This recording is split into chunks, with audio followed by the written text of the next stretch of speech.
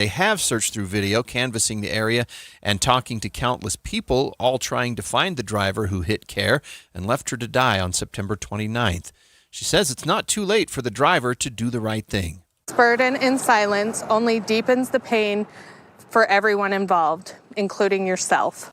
Family members say it's difficult gathering and attending events Care would have been at least knowing what happened would give them some closure. Garfield County is moving forward with a road project inside the Grand Staircase Escalante National Monument. Even though legal battle about the land ownership continues, crews will be chip sealing the first 10 miles of Hole-in-the-Rock Road, a popular backcountry route seeing more tourists these days. The hope is to improve travel and make keep up easier for their future selves. Our top national story this hour from ABC News. The president says he's not in a hurry to make a peace deal with Iran. Well, let's put it this way. You were in Vietnam 19 years, right? You were in Afghanistan and these other places 10 years. You were in Iraq. How long were you in Iraq? 12 years. You were in Korea for 7 years. World War II is different. That was 4 years.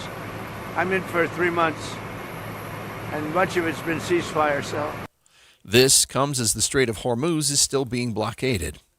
Your money at this moment, the Dow up 356 points to 49,720. Coming up, we've got emergency traffic on westbound I-80 right now trying to get over to State Street in Salt Lake. We'll check that next. KSL News Time, 9:02.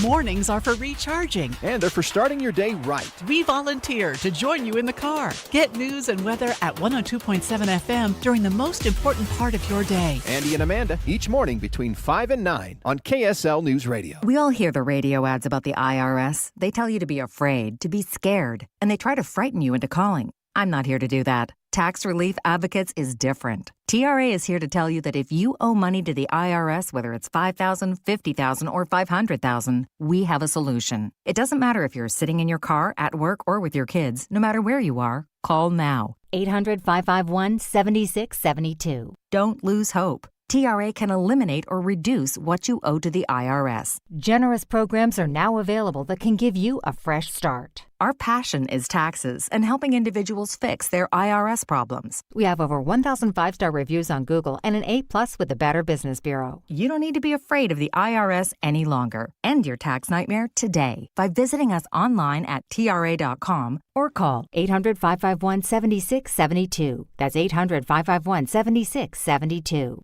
Tax Relief Advocates. Real solutions for real people. If you're in the process of making your Memorial Day plans, it's time to make the plans to drop by one of the 4 NPS stores. Hi, this is Doug Wright, and they have got it all. If you're looking, of course, for the food, for the picnic at Memorial Day, they have got it at 20 to 70% off on everything. And of course, things for the lawn and for the garden, plants, they have got that as well. And fun things to make your Memorial Day weekend complete, including things for the kids to play with, the pool toys, and so much more. And don't miss the exceptional prices now each and every day, 20 to 70% off retail at NPS.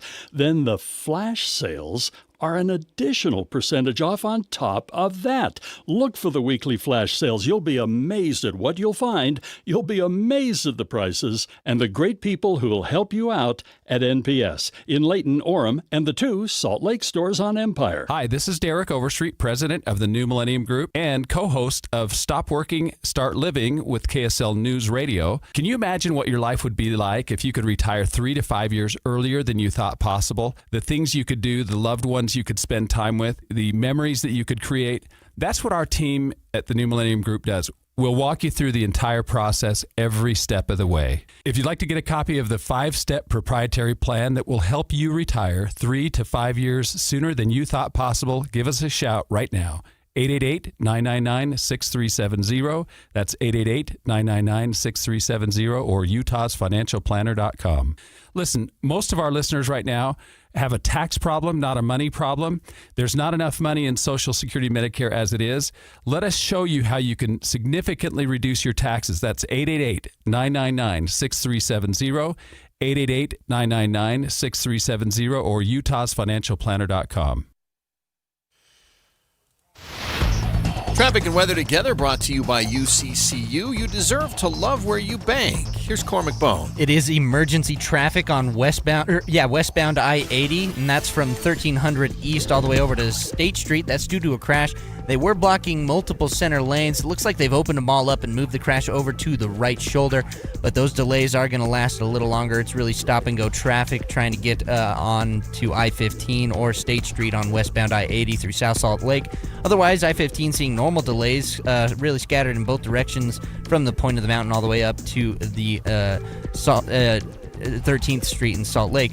Where we have heavier traffic is northbound Highway 89, and that's going from Davis County into Weber County from the SR 193 interchange all the way up to Harrison Boulevard. Upgrade your water with Culligan with top quality systems from homes and businesses, softeners, filtration, bottled water coolers, and bottled water delivery. Local experts, trusted solutions. Visit CulliganSLC.com. Cormac Bone in the KSL Traffic Center.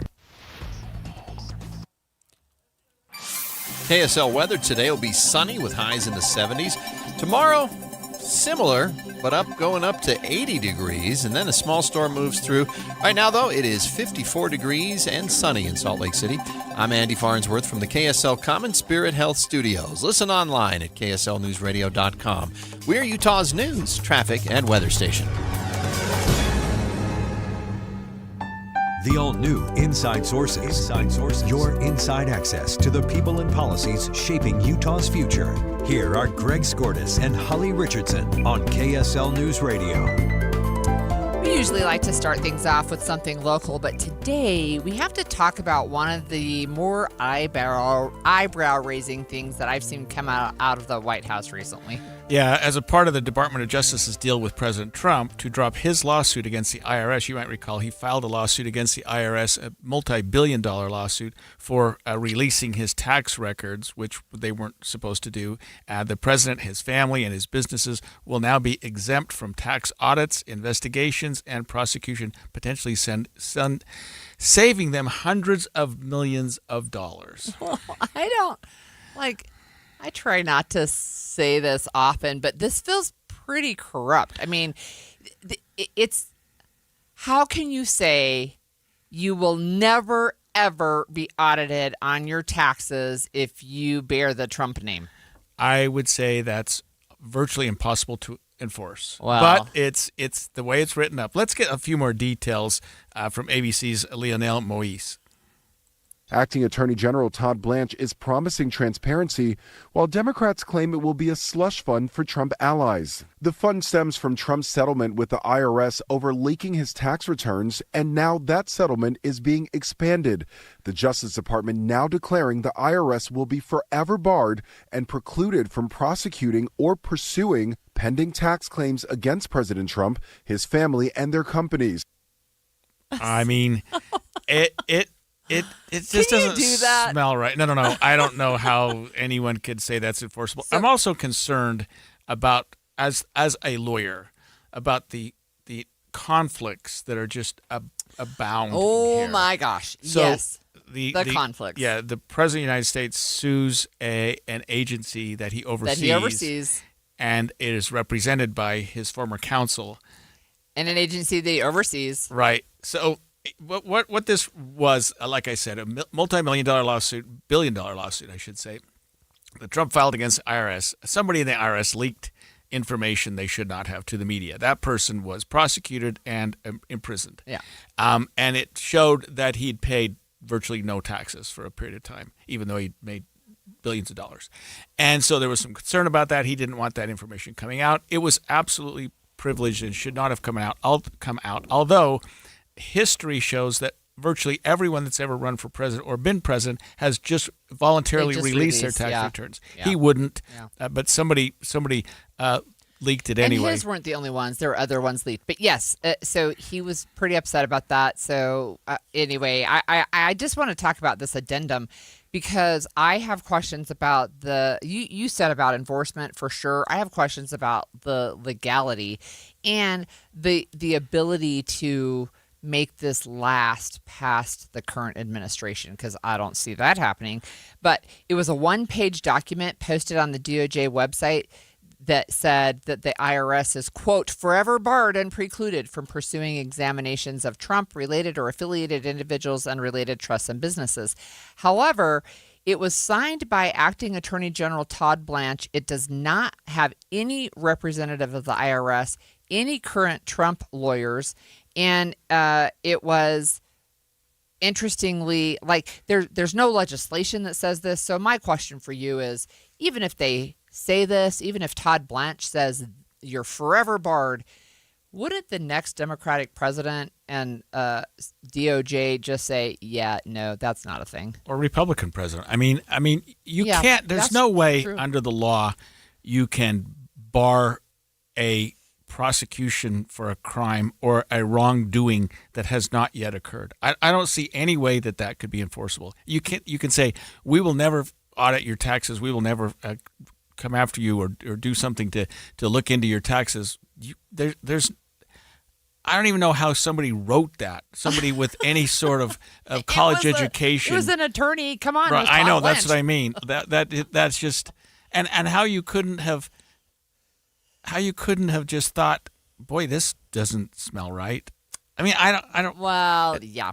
So even the underlying thing where you've got, okay, he dropped the lawsuit because there was this $1.7 billion slush fund or an anti-weaponization fund.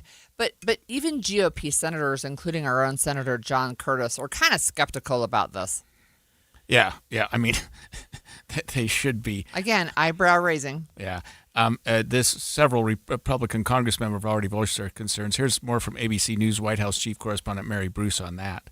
Even Senate Republican leader John Thune says he's, quote, not a big fan of the fund. There are and will continue to be a lot of questions around that the administration is going to have to answer. Among those who could benefit, those who were charged in connection with the January 6th attack on the Capitol, including roughly 600 people who were charged with obstruction or assaulting police. At least 170 pleaded guilty, and dozens of others were found guilty by juries. Let's talk about the fund. Yeah. Because in exchange for the dismissal of this, there was a fund set up for $1.7 billion. Right. I think it was $1.776 billion. Yes, it was. So 1776. Yeah. Yes. $1,776 million. $1.7 billion set aside for, I guess, for people the who anti-weaponization. Right.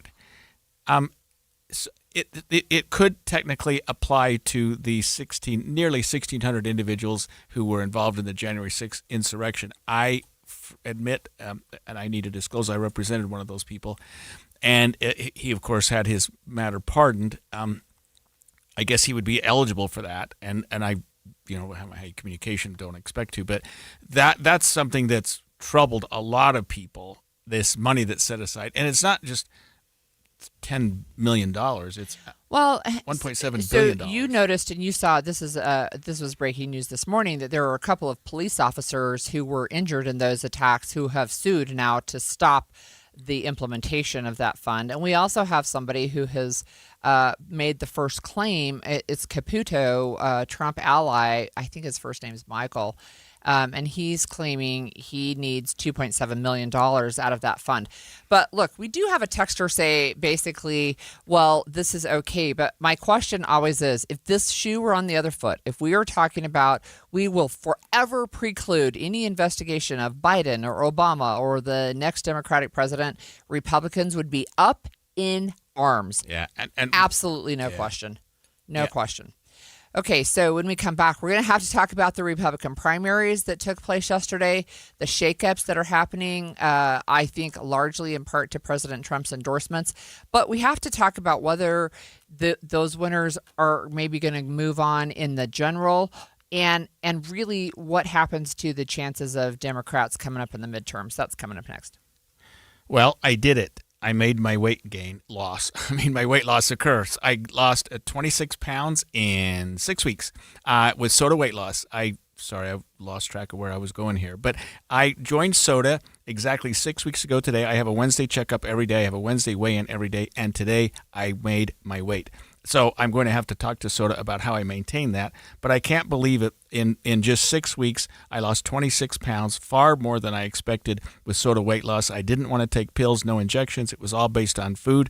And I went from where I didn't want to be to where I want to be. My wife has noticed. People I work with have noticed. And it's worked out really well for me. SOTA, S-O-T-A, Diet Nutrition. It has been... it's been something I couldn't do in 8 years, and what I lost in 6 weeks I could not do in 8 years, and I never thought it was even possible, but I did it. So I'm happy with the results. I want to stay with SOTA. I'm going to stay with them in terms of how to keep this off, and I think that I can do that. SOTA, Diet Nutrition, S-O-T-A. Join us for a short time to have results that last a lifetime. I'm Utah tax attorney Jordan Wilcox. Don't face the IRS alone. I was self-employed, and I got behind on my taxes. And then 1 year became 2 years and 3 years, and $116,535.47 to be exact. It just became overwhelming. Finally, I went to another tax company, and they were more interested in how good they were than helping me. I heard about Jordan and talking to the other people who'd done and been in the same situations that I was in, and their tax problems seemed just like mine. And so I went to Jordan, and it was amazing. They were able to negotiate it down to $5,200, and life became wonderful to me. Don't face the IRS alone. You need a tax attorney that's not afraid to fight for you. Visit endtaxworry.com to schedule your free consultation. That's endtaxworry.com. I will be forever grateful. This is Nate Orchard from Advanced Window Products. When you live in Utah, your windows do a lot more than let the light in. They protect your home from freezing winters, blazing summers, and everything in between. That's why Advanced Window Products builds every window for your local climate. No middleman, no out-of-state delays, just factory direct quality, custom made for your home. Imagine a quieter home, a warmer home, a cooler home. Our high-efficiency vinyl windows are engineered to lower your energy bills and boost your comfort all year round. And installation is done by our own certified in-house crews, never subcontractors. That's why Utah homeowners give us 5-star reviews. Right now, take advantage of our anniversary sale. For a limited time, get $2,500 off when you buy 10 or more windows. Call 801-850-9100. That's 801-850-9100. For 40 years, Advanced Window Products has been the name Utah trusts for custom replacement windows and sliding glass doors. Advanced Window Products, built here, installed here, trusted here. Call 801-850-9100 for that $2,500 off, or visit us at advancedwindows.com to schedule your free in-home estimate. Patrick was way behind on his IRS taxes. I was in way over my head. The total amount ended up being somewhere just over $30,000. $30,000. Then the IRS came to collect. Started getting letter after letter. A lien had been filed against me. They were going to basically hang me completely out to dry. He had to do something. That's when I reached out to Optima Tax Relief. Patrick's life quickly got a lot easier. It was very easy, pretty much hands off. They picked up the ball and ran with it. And how'd it go? I couldn't believe it. I had to ask 2 or 3 times. I saved an incredible amount of money. How does Patrick feel about Optima? Couldn't be happier. They definitely helped me. Optima Tax Relief, the best place to call. They're the best in the business. Do what Patrick did and call Optima Tax Relief for a free consultation. Call 800-343-6460. 800-343-6460. 800-343-6460. Optima Tax Relief. Testimonial from an actual client. Some restrictions apply. For complete details, please visit OptimaTaxRelief.com. Traffic's rough. Your parking lot doesn't have to be. Keep it smoother than your summer playlist with GoPave Utah. GoPaveUtah.com.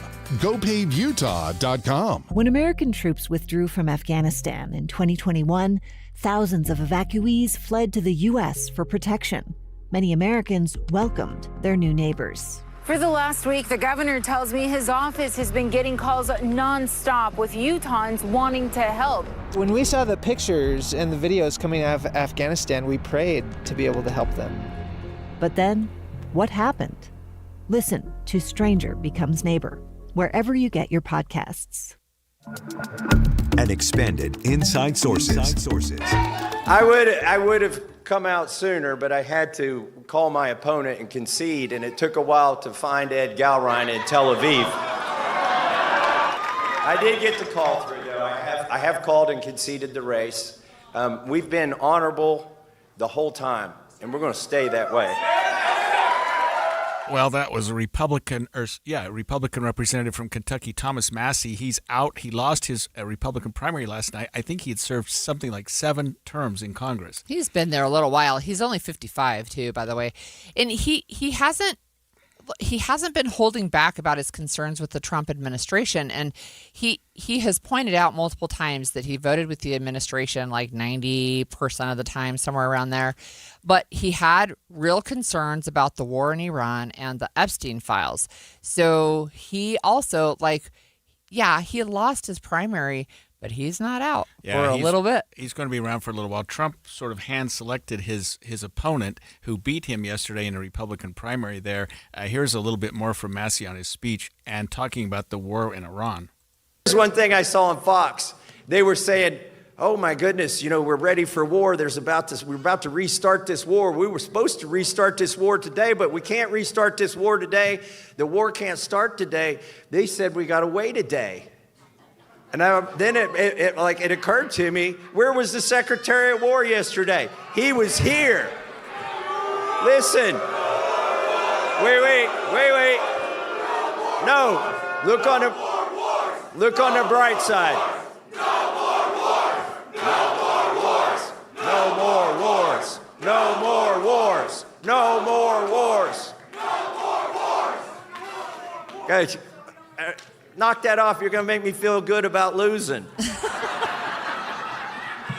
What I wanted to do was give you all credit. When they saw the influencers here, they panicked. They sent the Secretary of War here, and you stopped the war for a day.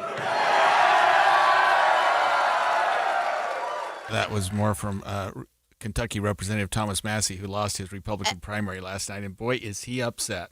Look, I have to say this about Massey. He's been America First since, I think, even before the president started using that slogan. And he and former Representative Marjorie Taylor Greene, they have been really consistent. I'll for sure give him this. I don't agree with everything with Massey, but he's been really consistent on his position that we do not need to be entangled in foreign wars. And until we got involved in the most recent conflict in Iran, most Republicans, including the president's supporters, were also no more wars. Don't get us into any new wars in the Middle East. So Massey has been really, really consistent on that point. Right. And he voted with Trump 91% of the time. Okay, I was close. 90%. So he was right there with them. Yeah. He did talk about our republic and the 3 branches of government. If you always vote with the president, if the legislative branch always votes with the president, we do have a king. If the legislative branch always votes whichever way the wind is blowing, then we have mob rule. But if the legislative branch and the representatives and the senators that serve with it always follow the Constitution, we have a republic. I mean, it was a concession speech, I think, that was he wasn't boo-hooing. He was like, look, this is what we've got. This is where I've stood. You're going to make me feel good about losing. Yeah. So he also talked, speaking of the Constitution, right? He talked about feeling like there were multiple amendments to the Constitution that he had been supporting. And then there was a 7th Amendment that he said, I need to talk about this too. For years, I've been standing up for the 2nd Amendment, the 1st Amendment, the 4th Amendment, the 5th Amendment, the 10th Amendment. I just realized the 7th Amendment is under attack. It's because I serve on the Judiciary Committee. The 7th Amendment is your right to a jury trial. They've taken it away for vaccines. If you get hurt, you can't sue for vaccines. They're trying to take it away for pesticides. They're trying to take it away for these data centers. No. We've been fighting that back. So that's an amendment that, frankly, I didn't think I was going to have to fight for, but I've been fighting for it in D.C., and we need to keep fighting for the 7th Amendment, too. So, again, he doesn't leave office today. He's still got a little while. And, he was one of the – in fact, I think he was the one that really led the push to get a discharge petition, 218 votes to force a vote on the Epstein files. He was the person behind it, if I remember correctly. If not the person, he was one of the Republicans that are like, absolutely, we need to get these released. So he talked about that too. And we need basic decency. We need basic decency.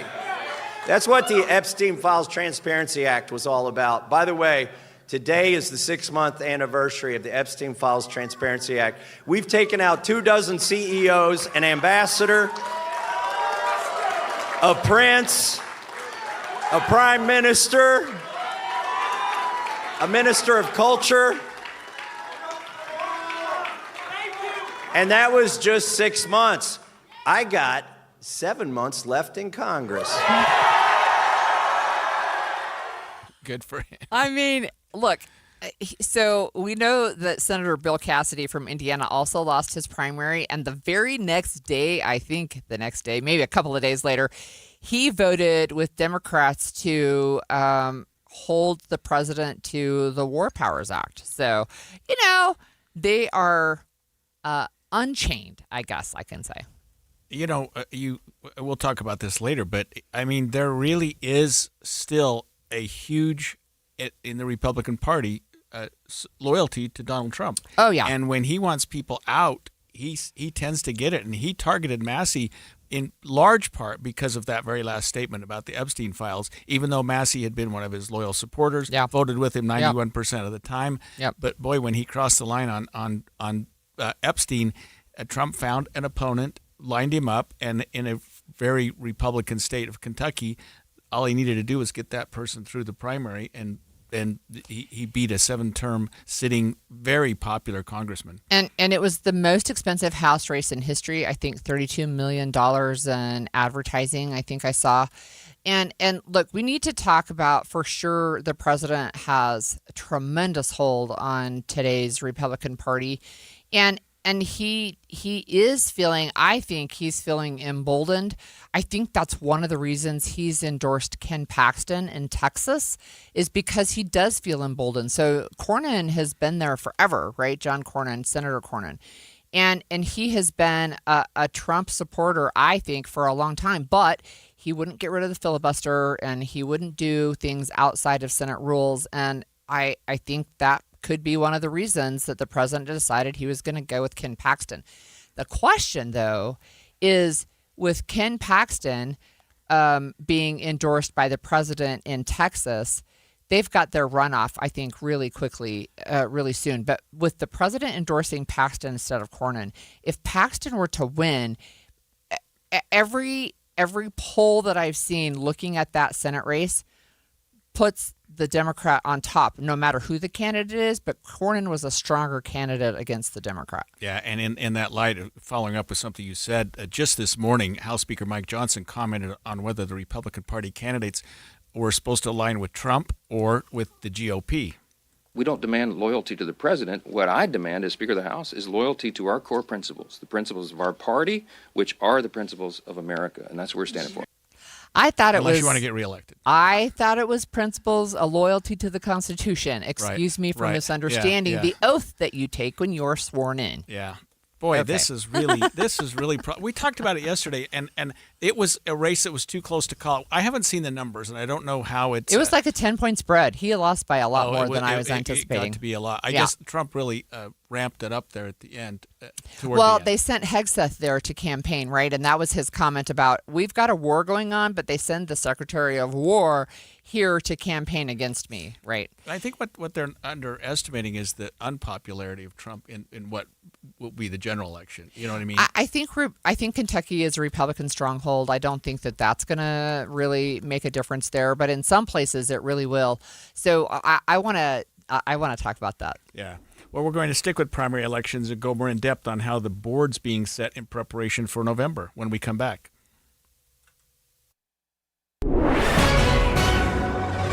9:30 at KSL News Radio. I'm Andy Farnsworth. KSL's top story this hour: Salt Lake City fire crews spent the night in an electronics recycling center along Orange Street, watching for hot spots flaring up after the business caught fire yesterday afternoon.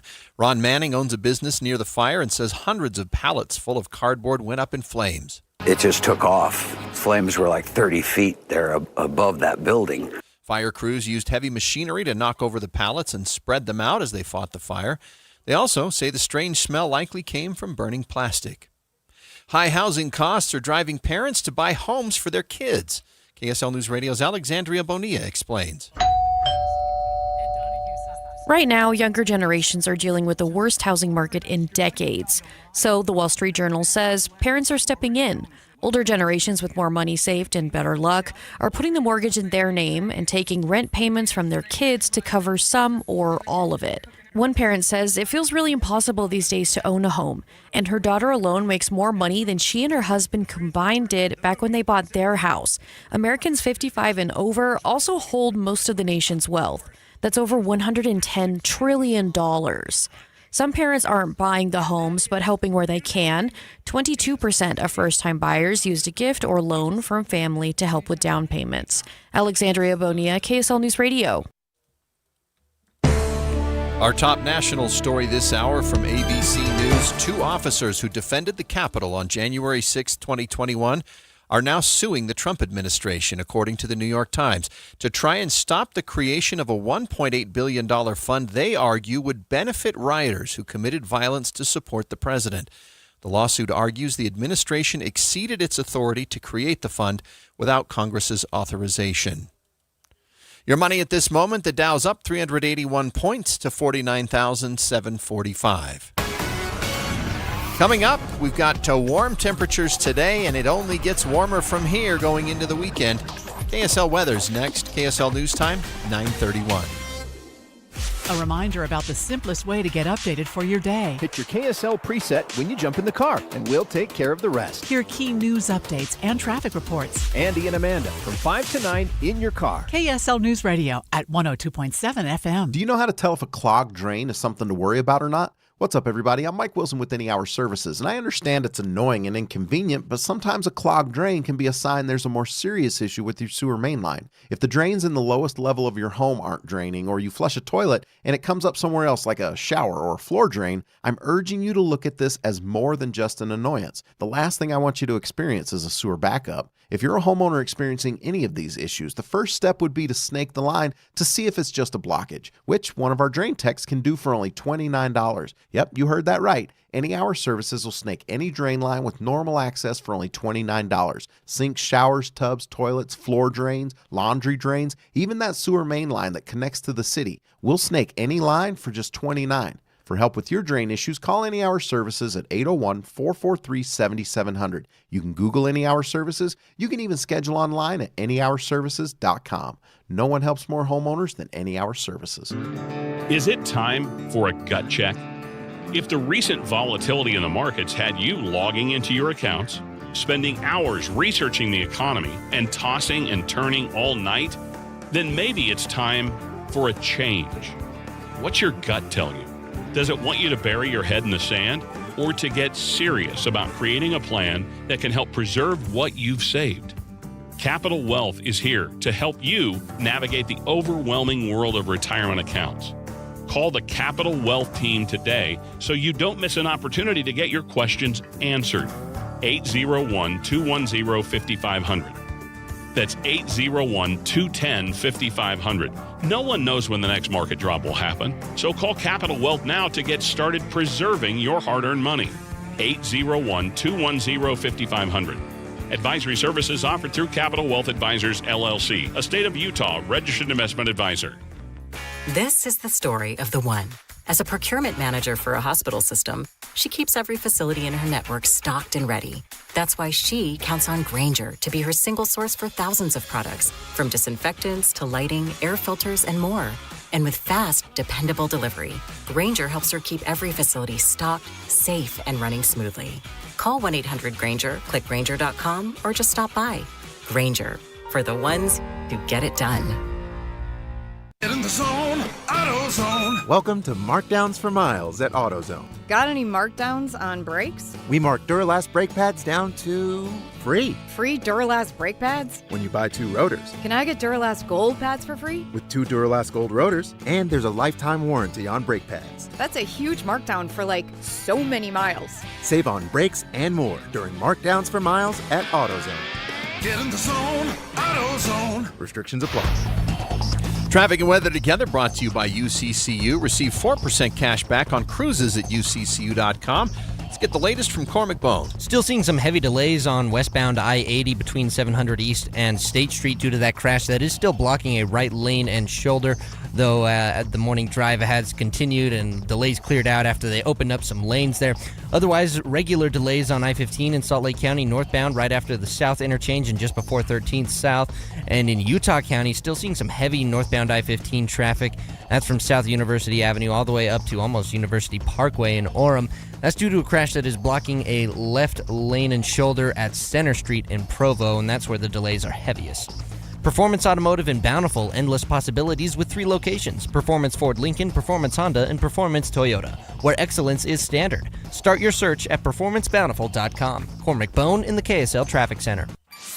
KSL weather today, sunny with highs in the 70s. Tomorrow, similar, although highs just a little bit cooler.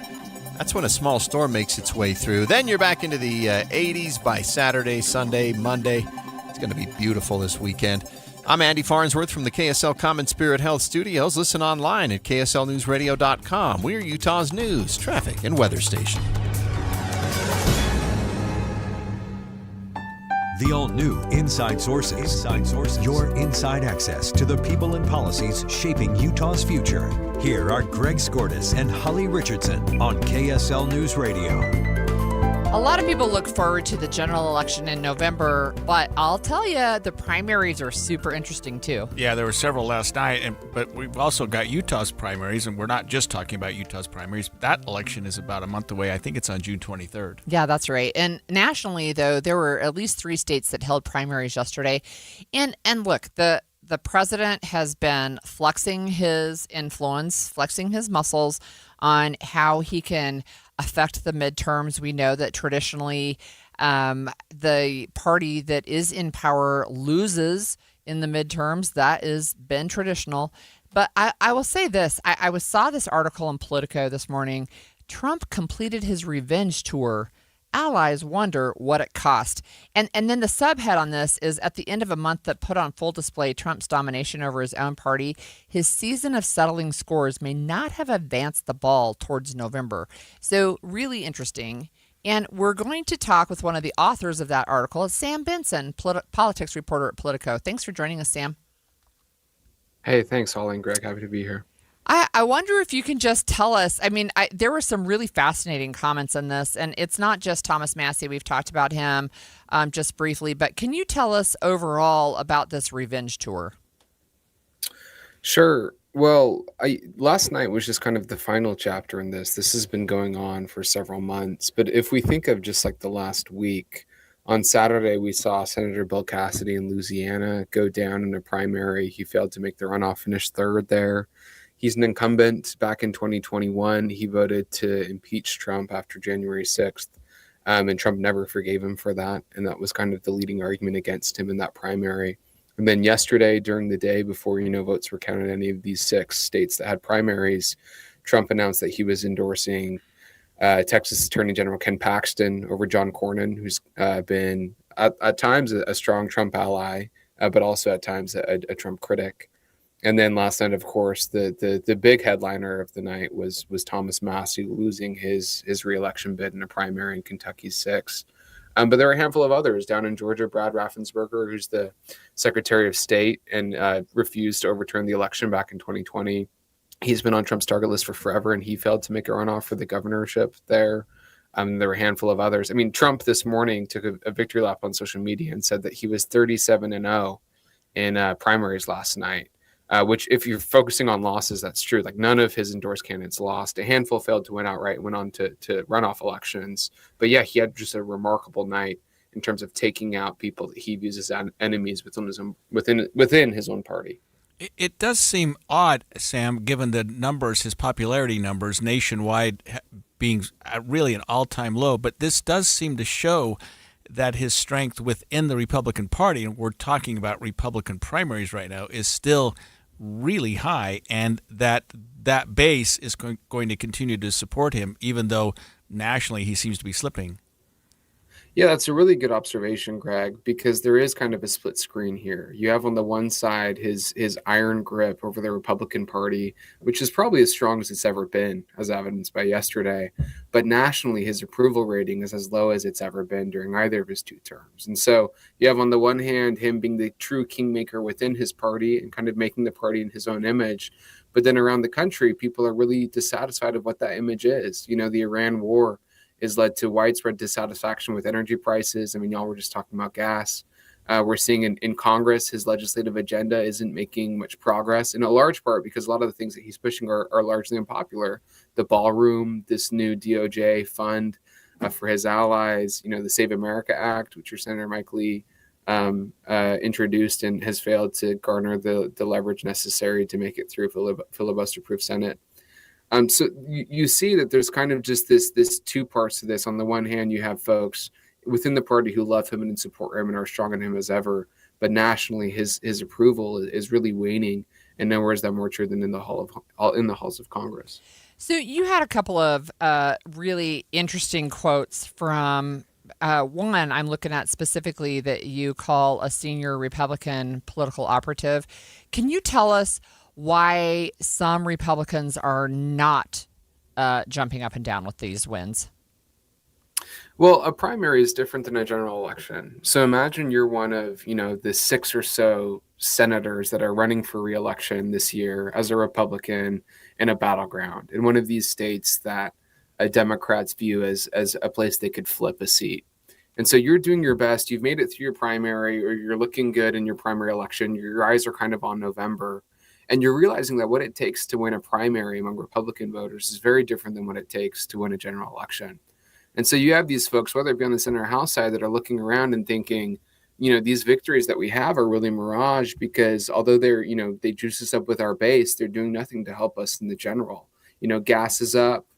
We're at war with Iran. We have this, nearly $2 billion restitution fund that's got headlines and consumed a lot of the conversation for the last 24 hours. There's a decision to build a ballroom. There's all these things that just seem out of touch with the American voters and are largely unpopular. So yeah, certainly if you're a Republican and you're running, for Senate or for the House in a battleground state or battleground district, it's probably nice if you're a Trump supporter to see some of these victories on the president's front, but it's not necessarily helping you in your effort to win over, moderates and independents and Democrats, which you need to do in a lot of these battlegrounds. And is there a chance, Sam, that in fact it goes even further than that, and it doesn't help, but it could potentially hurt by bringing in candidates who are shifted more to the right at a time when the nation may not be willing to go in that direction? And so in these battleground states, in these purple states, they may be putting up candidates now who are going to be less palatable to the general population in the general election than the incumbent that they've taken out. Yeah, I mean, yes and no. Like in some of these cases, like in Massey's district, Kentucky 6th, which is like the Cincinnati suburbs, and then, in Louisiana where Bill Cassidy is now out, like you're going to have someone that's kind of to the right on a lot of issues in those seats, but it'll probably not be an issue because those are deep red districts or states. Like a Republican's likely going to win there regardless. It's a different conversation in Texas. Where yesterday Trump announced his endorsement of Ken Paxton. And this is a MAGA crusader. He's been a loyalist of the president since day one. He's gone beyond the president on issues like immigration and healthcare, most notably, after the Supreme Court decision on Roe a couple of years ago, and then during the Biden administration with border issues and immigration. And so this is somebody that like MAGA loves. And he'll probably be the favorite to win in Texas because he's a Republican. But we haven't seen Democrats this excited about a statewide race in Texas since 2018 when Beto O'Rourke ran against Ted Cruz and lost by 4 points. And so all of a sudden you're making a battleground out of this deep red Texas where, Texas usually has no shot of going to a Democrat, right? But because you have Paxton instead of Cornyn, a lot of Democrats say that seat's in play. I mean, y'all referenced polling earlier that showed head-to-head between Tallarico and Cornyn versus Paxton and Tallarico. And it's unclear, right? Like we don't know until the general election really starts and folks are on the ground campaigning to know how this is shaping up. But yeah, there's certainly the risk here of Republicans pour $200 million into this primary in Texas and end up with Paxton and could leave them more vulnerable in November. All right. Thanks so much, Sam. Really fascinating article and insights. Coming up on Inside Sources, we're going to come back to Utah and chat about today's legislative interim session. And they're talking about drought, motorcycle safety, and even how Utah's dealing with no more pennies. That's coming up next. When I turned 60 several years ago, I started gaining weight, and I'd always been able to maintain a very consistent weight ever since college. But I started gaining, and it wasn't just a few pounds. It became quite significant. And so I thought, I need to try something. Contacted SOTA, Diet Nutrition, SOTA, at the response of some of the people here at KSL told me that it worked for them. I didn't want to go onto any sort of medication or injections. I wanted to do it based solely on diet, and they hooked me up with a plan. It was 6 weeks ago, and I've lost, believe it or not, 26 pounds. I didn't believe that I could do that. They said 2 or 3 pounds a week. I've lost over 4 pounds a week. And I've actually hit my target weight much sooner than I expected. I'm going to talk to the SOTA people today. We have our Wednesday checkup and find out what I can do to maintain this now, because I've reached a number that I didn't think was going to be possible. Following their plan, a diet plan, good food every day that you don't have to skip meals or have bad meals. It's something that's worked out really well for me, and it'll work for you as well. SOTA, dietnutrition.com. Join us for a short time to have results that last a lifetime. Primary Children's Hospital has given so much to Utah kids and needs your help to keep the healing going strong. Listen to KSL News Radio on Thursday, June 4th, to hear inspiring stories from children and their families as they receive world-class care at this incredible hospital. Donate now by visiting kslkids.com or text the word SMILE to 57500. Be a smile maker. An automatic gift each month helps save the lives of children all year long. Brought to you by J&J Garden Center and the Utah Hyundai dealers. On behalf of all of us at KSL News Radio, we thank you. Some of the most meaningful jewelry is the jewelry we never wear. It sits tucked away in a drawer. A ring from a grandmother, a pendant from years gone by, pieces filled with stories, but not part of your everyday life. Duke's Jewelers believes those pieces deserve more. For over 75 years, Duke's Jewelers has helped families reimagine heirloom jewelry, transforming what once was into something you'll love wearing today and pass down tomorrow.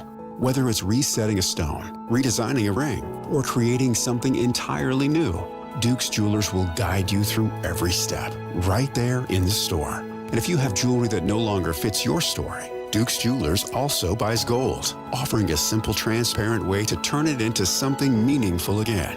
Bring in what you have and create something you'll never want to take off. Duke's Jewelers on Main Street in Springville, where your story continues.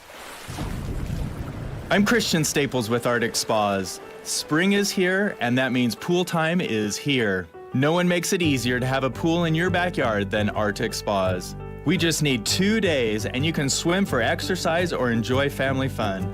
Arctic Spa's all-weather pools continue to be fun all year round versus a regular pool which you can only use during the summer.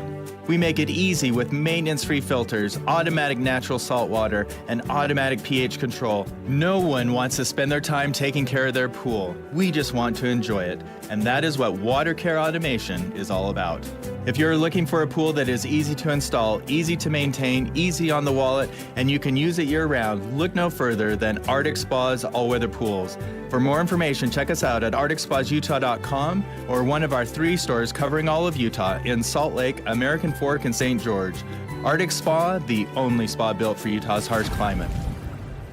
Support comes from Amazon Business. Unlock smart business buying with fast, free delivery on millions of items and practical AI innovations that automate repetitive tasks so you can make smarter decisions faster. Learn more at amazonbusiness.com.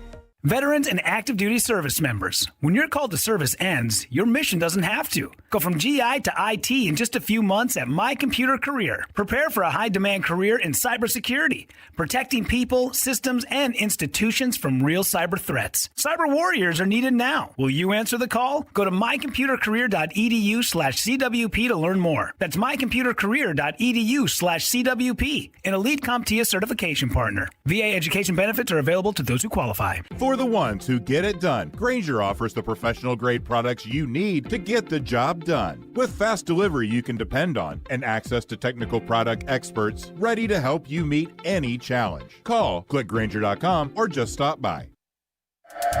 And expanded Inside Sources. Inside Sources.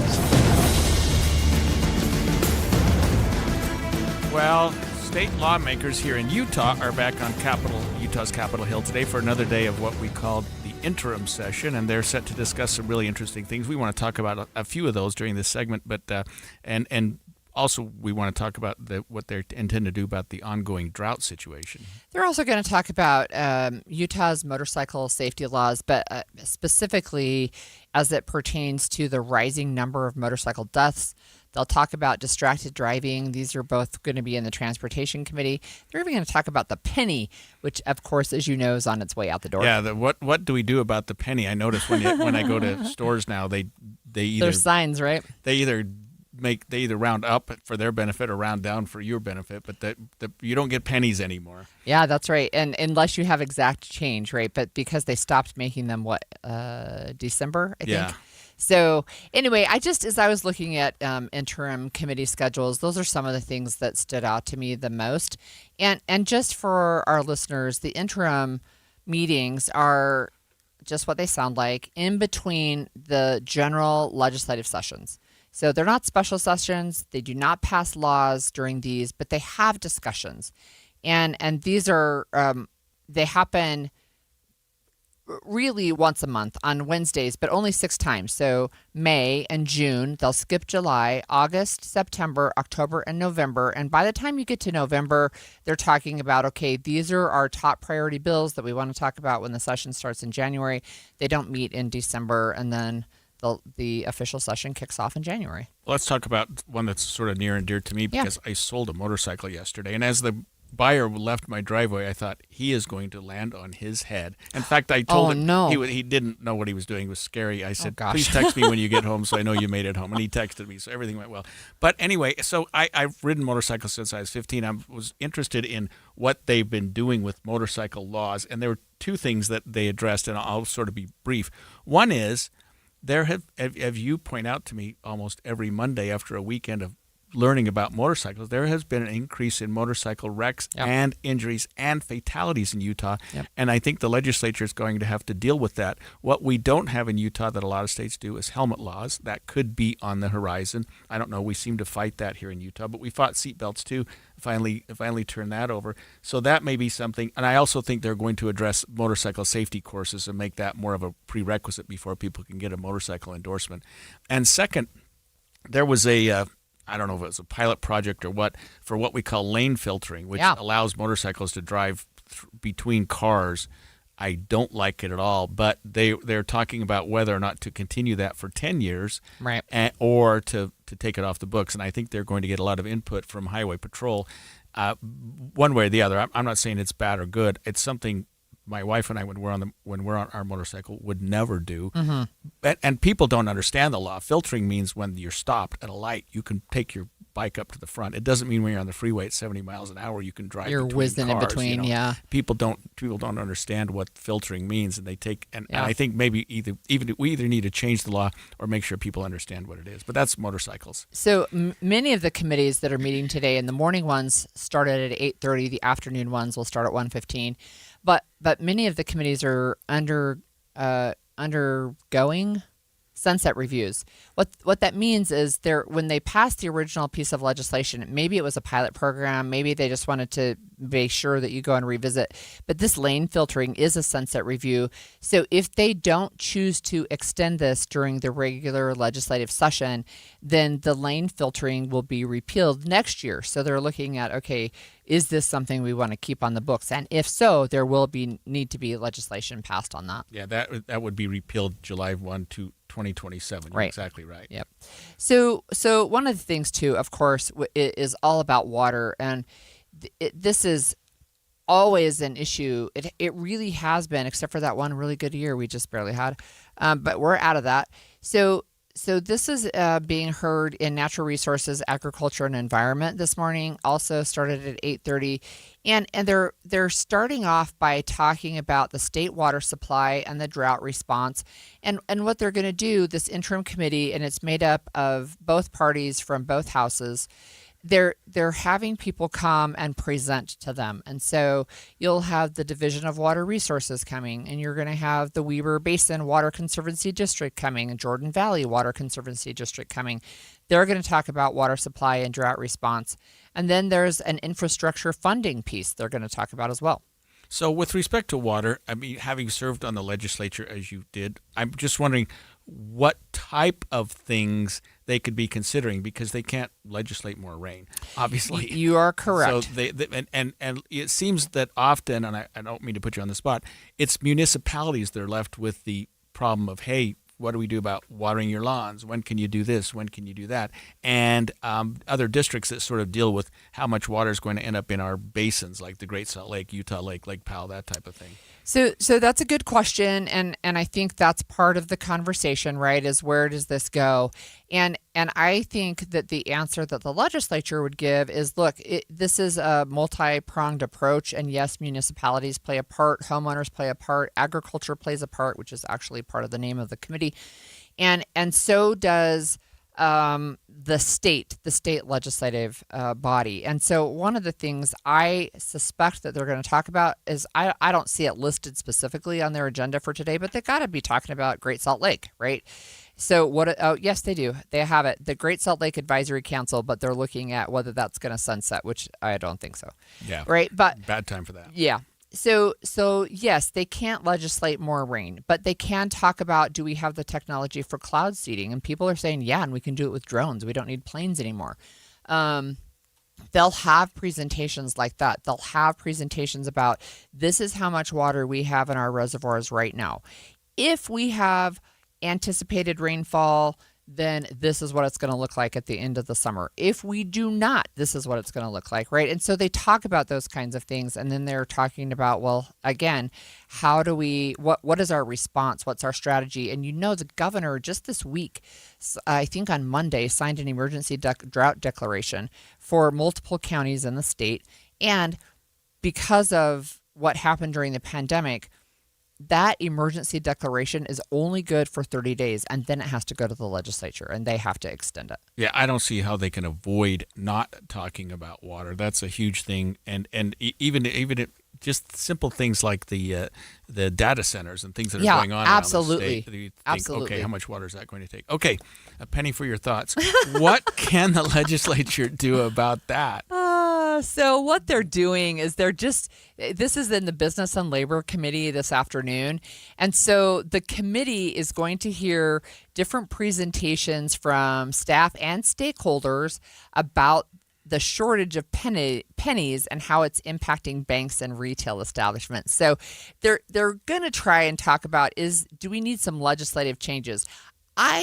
From the outset right here, I don't see legislative changes here, but they're going to have a policy analyst. They'll have somebody from the Division of Consumer Protection. They're going to have somebody from the Tax Commission, the lobbyist for the Utah Retail Merchants Association, and then somebody from DABC.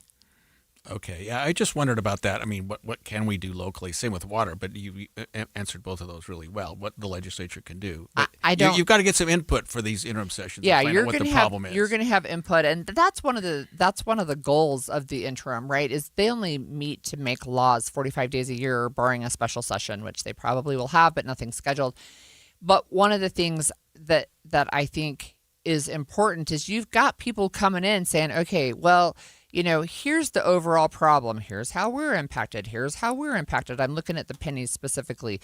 I don't see how proposed legislation might help. However, I don't have all the information that they're going to be given this afternoon. So maybe there is a piece of legislation that might work. Do you know how long this interim's supposed to go? Is it like a few days? Oh, it's just one day. So what happens is you'll have a variety. There's a couple of meetings that were yesterday. The bulk of the meetings are today. There'll be a couple of meetings tomorrow. But really, it's just one day a month where you meet in these specific committees. And then it'll be done by about 4 o'clock this afternoon. And this is something that's just the normal course of business. I Normal guess I course had of not business. been familiar with these in the past Yep. until you told me about that. Well, there's a lot more there with distracted driving and other things we didn't have a chance to get to, but maybe we'll follow up with anything that comes out of these. So, yeah, thanks for that information, Holly.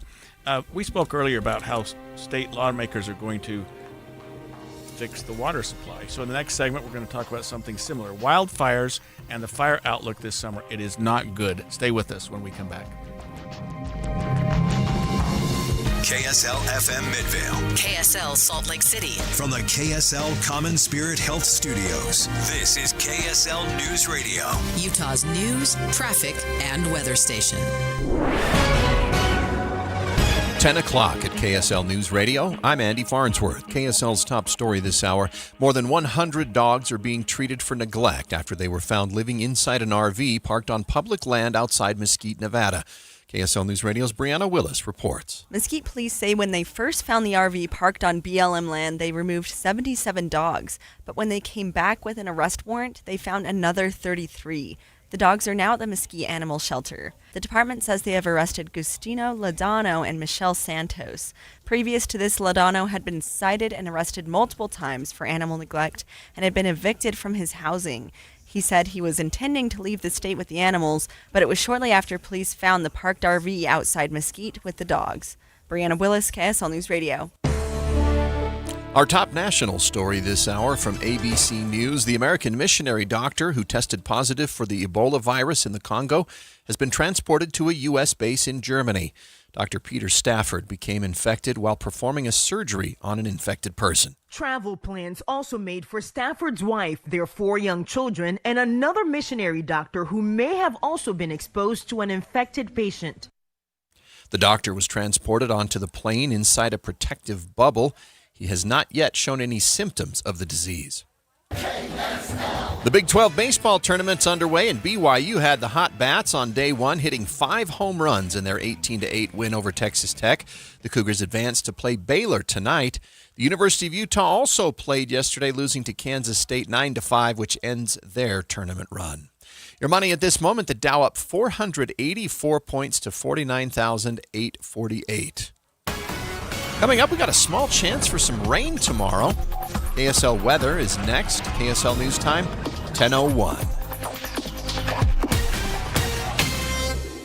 The sources where we get our news matters. When you listen to Utah's Morning News, we want you to feel the stories are important to you and trustworthy. This is Amanda Dixon. And I'm Andy Farnsworth. Join us weekday mornings on KSL News Radio. We all hear the radio ads about the IRS. They tell you to be afraid, to be scared, and they try to frighten you into calling. I'm not here to do that. Tax Relief Advocates is different. TRA is here to tell you that if you owe money to the IRS, whether it's $5,000, $50,000, or $500,000, we have a solution. It doesn't matter if you're sitting in your car, at work, or with your kids. No matter where you are, call now. 800-551-7672. Don't lose hope. TRA can eliminate or reduce what you owe to the IRS. Generous programs are now available that can give you a fresh start. Our passion is taxes and helping individuals fix their IRS problems. We have over 1,000 5-star reviews on Google and an A+ with the Better Business Bureau. You don't need to be afraid of the IRS any longer. End your tax nightmare today by visiting us online at TRA.com or call 800-551-7672. That's 800-551-7672.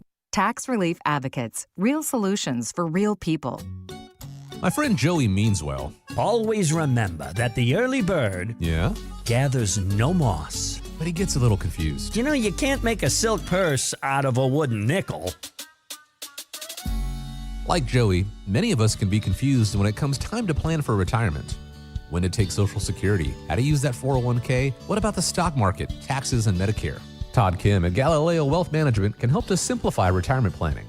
His goal is to have you walk into retirement with confidence, not worry, and to address the number one concern among retirees today, the fear of running out of money.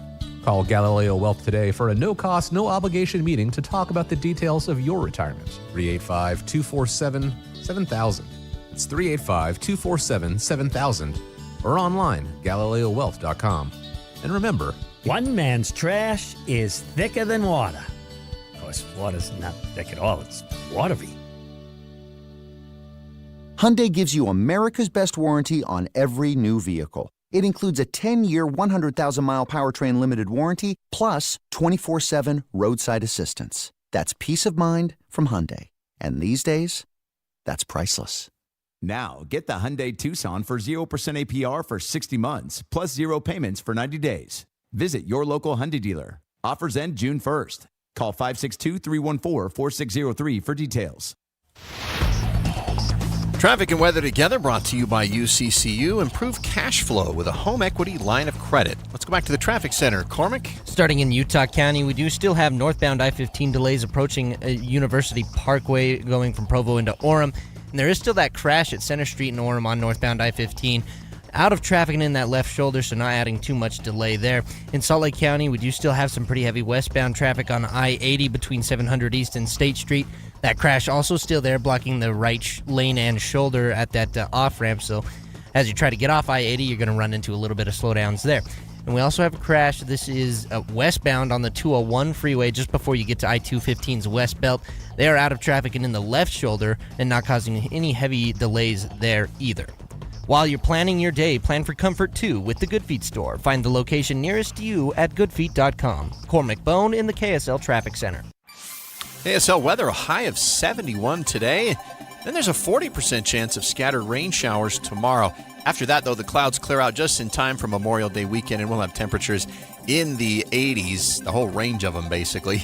Right now, 57 degrees in Salt Lake City. I'm Andy Farnsworth from the KSL Common Spirit Health Studios. Listen online at kslnewsradio.com. We're Utah's news, traffic, and weather station. The all-new Inside Sources. Your inside access to the people and policies shaping Utah's future. Here are Greg Skordas and Holly Richardson on KSL News Radio. We used to talk about fire season, Holly. Well, it's a fire year, and there's already, we're in May, there's already a large fire burning out of control in Southern California, and with no snowpack here in Utah, virtually none left, it's going to be a very long summer here in the West. I know, and the fire outlook for the next few months, I think, is not that great. The governor is talking about that this morning. He's doing a ribbon cutting for a new wildland fire center here in Salt Lake. But look, you mentioned California, and we'll talk about that a little bit more in a minute, but we also just had a 7,000-acre fire in Millard County, I think. It's 100% contained now, but that's 7,000 acres in the middle of May. Like, yeah, you think, well, that doesn't seem like a big fire. That's a big fire. That's big. It was started by lightning, by the way. Yeah, so not man-made for a change. But it doesn't matter how it's caused. What's happened is that the earth has become so, here in Utah, so dry that any kind of fire will really just go crazy. And I think without the snowpack, as I understand it, right, we have all of this fine kindling now, right? The just everything is so dry that it can just start, and it's I don't know. I'm really concerned about what's coming. So I actually have a little app that I look at. It's called Watch Duty, and I don't pay for it, but it just tells me when there's another fire in Utah and alerts me. And there's been a lot. There's been well over 100, and we're so early. In Utah? In Utah. Oh, yeah. You don't, just in Utah. Sad you don't keep track of it. The one we talked about in California, Simi Valley. Yeah. More than 17,000 people were under evacuation orders. The fire there is starting to threaten homes. It's been wind-driven, and it's reported that it's in the hills above Simi Valley, about 30 miles northwest of Los Angeles. It had consumed more than 2 square miles. That's 5 square kilometers of dry brush and destroyed at least one home, according to the Ventura County Police Department. So that's probably the biggest fire in the West right now, but it's certainly not the only one. Well, and even if you just look at images that you can find online, I mean, the flames are gigantic, the smoke plumes are huge, and this is 17,000 people under evacuation. And I just wanted to look for Utah's outlook. Just this morning, the St. George News published an article that says southern Utah residents are urged to prepare now as wildfire season ramps up. If you need to evacuate because of a fire, like, you don't get to go wander around your house and say, okay, well, what should I take? Yeah. You need to be ready to run out the door when they tell you. And I think it's wise for people to have a box or something where you have your valuables and the things that are hard to get at, because if you have it in a safe, with you a combination, can't take the safe it's with not you. going to do you any good. And people have these so-called fireproof safes, but houses can get so hot that even those sometimes don't hold up. And I'm not saying there's no such thing as a fireproof safe, but I have people who thought they had a fireproof safe and things get destroyed. Yeah, these fires burn really, really hot. And the California one's only 5% contained, which means that it is still growing, right? And it's going to continue to grow. But here locally in Utah, you can look at, there's a variety of places people can look. So one of them is a resource. It's a government resource. It's NIFC.gov, and it's National Interagency Coordination Center. That's what that stands for. But the 7-day fire potential, you can like zero in on your area, those kinds of things. But that's one way. It's these other apps that will warn you about fires. But there's also like Be Ready Utah, right? Because you can go and look and say, okay, well, if I have to leave, preparing for an earthquake's a little different than preparing for a fire. Yeah, and speaking of Utah, we're expecting this morning Governor Cox to join state and federal officials for a ribbon cutting ceremony at this new State of Utah Wildland Operations Center and a briefing on Utah's wildlife outlook looking into the summer season. That should be very interesting, and we'll bring you information about that as it proceeds. But a brand new Wildland Wildlife Fire Operations Center, and it's here in Salt Lake, I think, in the Salt Lake Valley. It is. It's about 33rd South and 7th West is where this will be. But again, this is one of the things where I think there is both a local and a federal nexus for these fires. So first of all, when they get really big, there's no way that most states, at least, can pay for the containment and firefighting efforts. That's one thing. Another thing, and you probably know this from your time just being with the ski patrol, is sometimes there are incidents that are big enough you need to pull in people from different states. Like, I know we have sent Utah firefighters like to Oregon and vice versa, right? If there's a really big one. Last year down in your neck of the woods down around Torrey, we had people from multiple states responding to that. That fire was just huge. It burned until fall. And it got pretty close to our house. So it got to the point where you could hardly see the sky. Speaking of ski patrol, we have a lot of our members who, because it's a seasonal job in the summers, they will do fire crew, and some of them they just hang out in an area and watch for fires. I mean, they're just up there watching all the time and responding to fires. But I mean, I've seen some huge ones in the West, and when they get big and when they start taking out large swaths of land, you see it for years. Even that one you just talked about in Wayne and Sevier County, the one that last year was, I forget what it was called, but anyway, every time we drive down to Torrey, I still drive by areas where you could see what the damage it caused. It's very slow coming back. And I remember, it's been a while now. I'd have to look up what the year was, but when there was the big fire up by Yellowstone.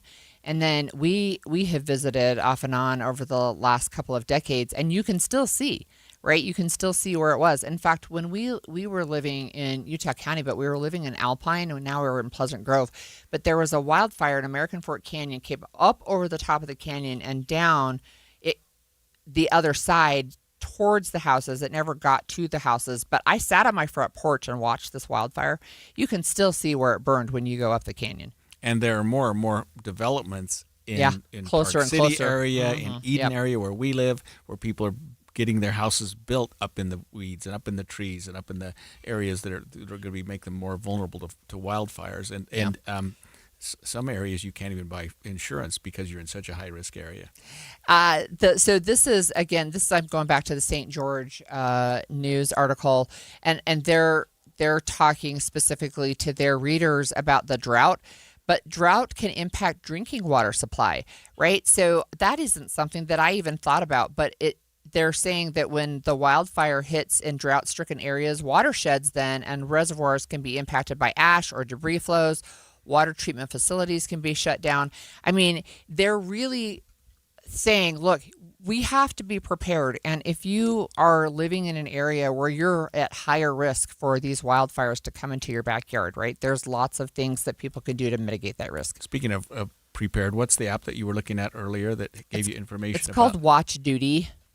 And that's just, like I said, it's just an app on my iPhone. But it is one that I got last year with these wildfires in Utah. And every time one pops up, it'll like send me a little alert. Hey, there's a wildfire. It just started. In fact, with the one in Millard County that they just contained, when it started, it was like 5 acres and then 7 and then 50 and then 500. And then it ended up at 7,000. Wow. Yeah. Well, it's not fire season, it's fire year. That's right. And up next on Inside Sources, we're going to talk about mental health. So Utah Valley University is preparing for a big mental health conference. We're going to have a conversation on young adult mental health when we come back.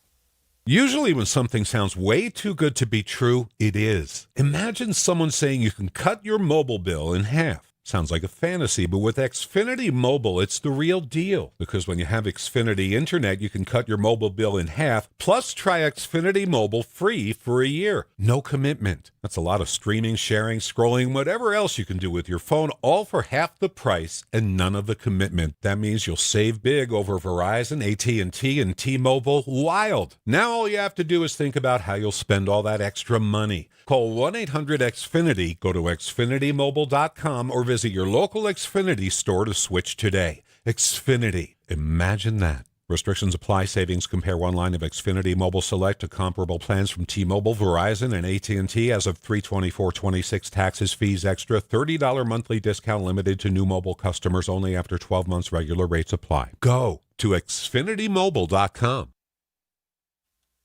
Well, let's get to our Stern team. We've got Russell Fawcett with us from the Stern team. And Russell, we're talking about what's going on in today's market and what really works. And can you tell our listeners sort of selling a home right now, maybe things aren't moving the way they used to, but what is going on with the market right now? Yeah, so actually today we just hit the highest interest rate since we've had since August of last year, 2025. So with that, with home prices still being up, interest rates being up, buyers are being a lot more selective.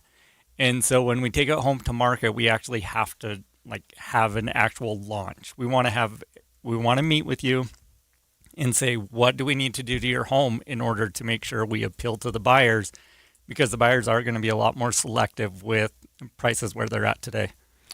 So with higher interest rates, can you expect that sellers might have to adjust their prices a little bit? They may. Inventory is still not crazy though. So, I mean, there is inventory out there. It's definitely up from, last year at this time, but at the same time, the good homes still sell. It's crazy. It's like either your home sells or it doesn't. There's not a lot of in between. So as long as you're priced correctly for the condition of your home, you can still expect to have good amount of traffic. So, Russell, what is the Stern team of Amada Real Estate doing that's different to help these homes stand out? You mentioned a launch, like a launch party. Yeah. So again, kind of what it is every single homeowner is different. And I think that's one of the strategies that we have, is actually coming up with a plan for you.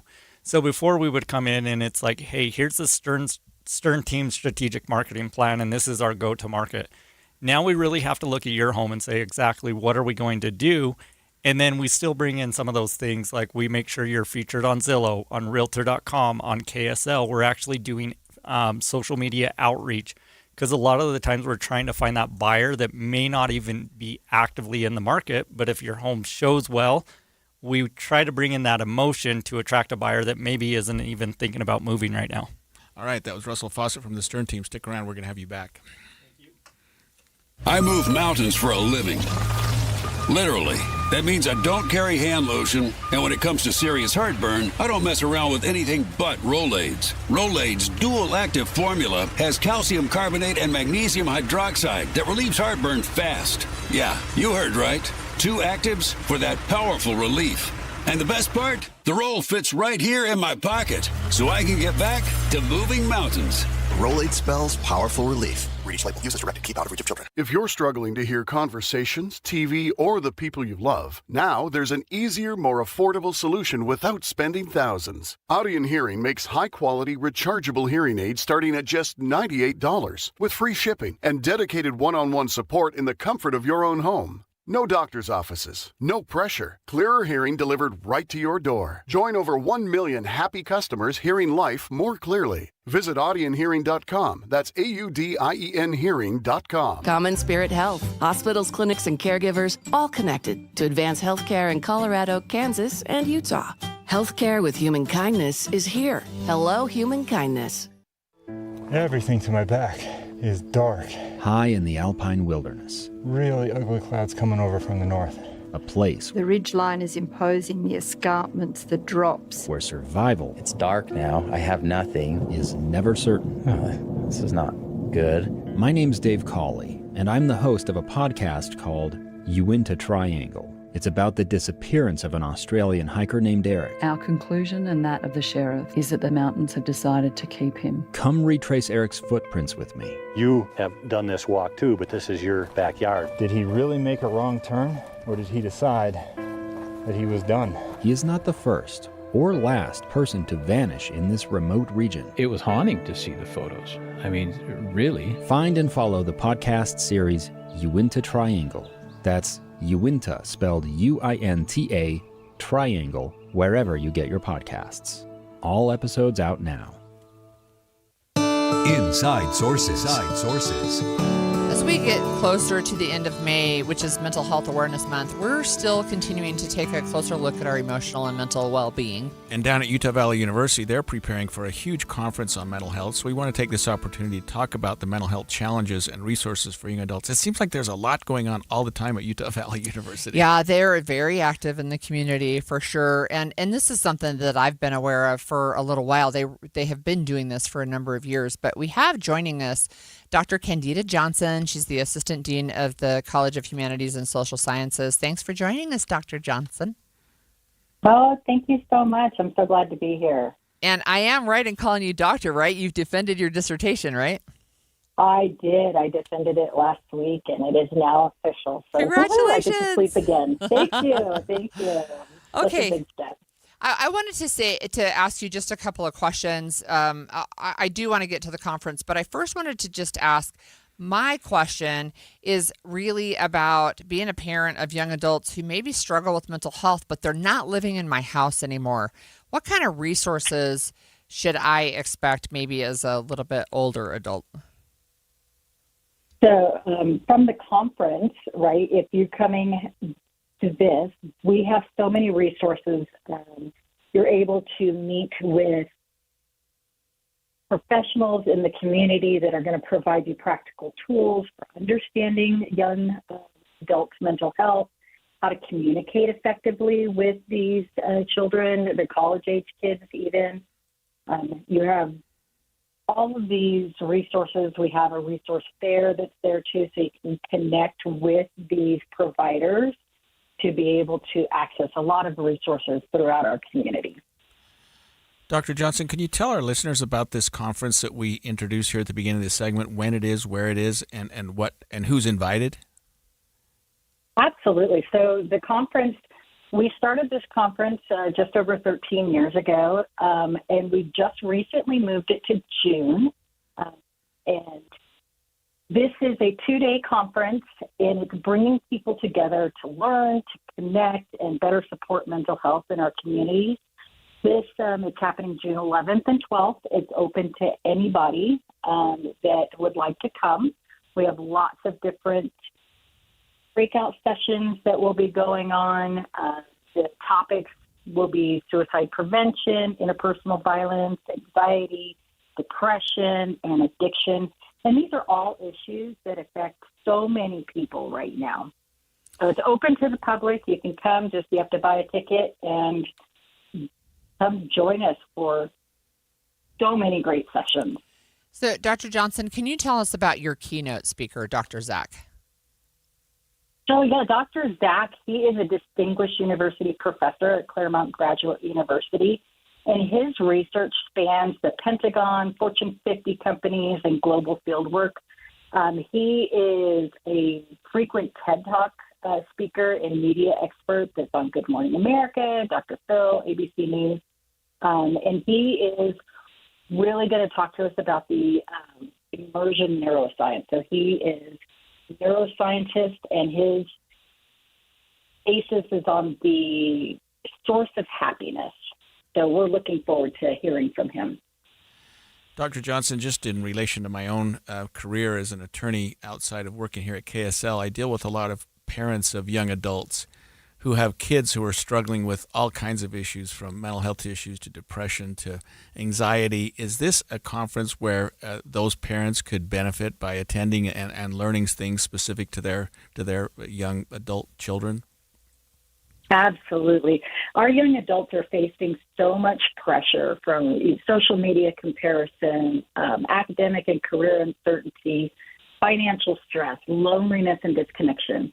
And many of them lack the coping skills for failure or how to deal with setbacks. And so the information that you'll receive at this conference will help you to have really understand that and how you can help them advocate for their own mental health. The stigma still exists, especially among high-achieving students. They feel they should have to be able to handle it on their own, and they really don't have to. As independence grows during these college years, staying connected to parents can continue to matter in important ways. And as parents, we need to look for these subtle changes, not just when it's time for crisis, but, the subtle changes of the withdrawal, the reduced communication, the changes in their sleep patterns, daily routine, loss of motivation, stuff like that. And that way, we as parents can help them and help them to understand how to navigate those new stressors and how to really direct them to where to go for help. So if you have parents who are attending, you've got mental health professionals, I'm sure you've got maybe people in other professions that interface with kids and adults, young adults. What about the people themselves? What about UVU students? Is this something they could go to, or students from other universities? Is this something that would directly benefit them as well? Absolutely. So we have this awesome opportunity for students. If you're a student at UVU, you can sign up to go to the conference for free. And it is a hybrid conference, so all of the sessions are recorded, and our portal is open for a month after the session, after the conference. So you can go back and watch any of the sessions over and over again. You don't have to be like, oh my gosh, I missed this one session. You can go back and watch it. It's great.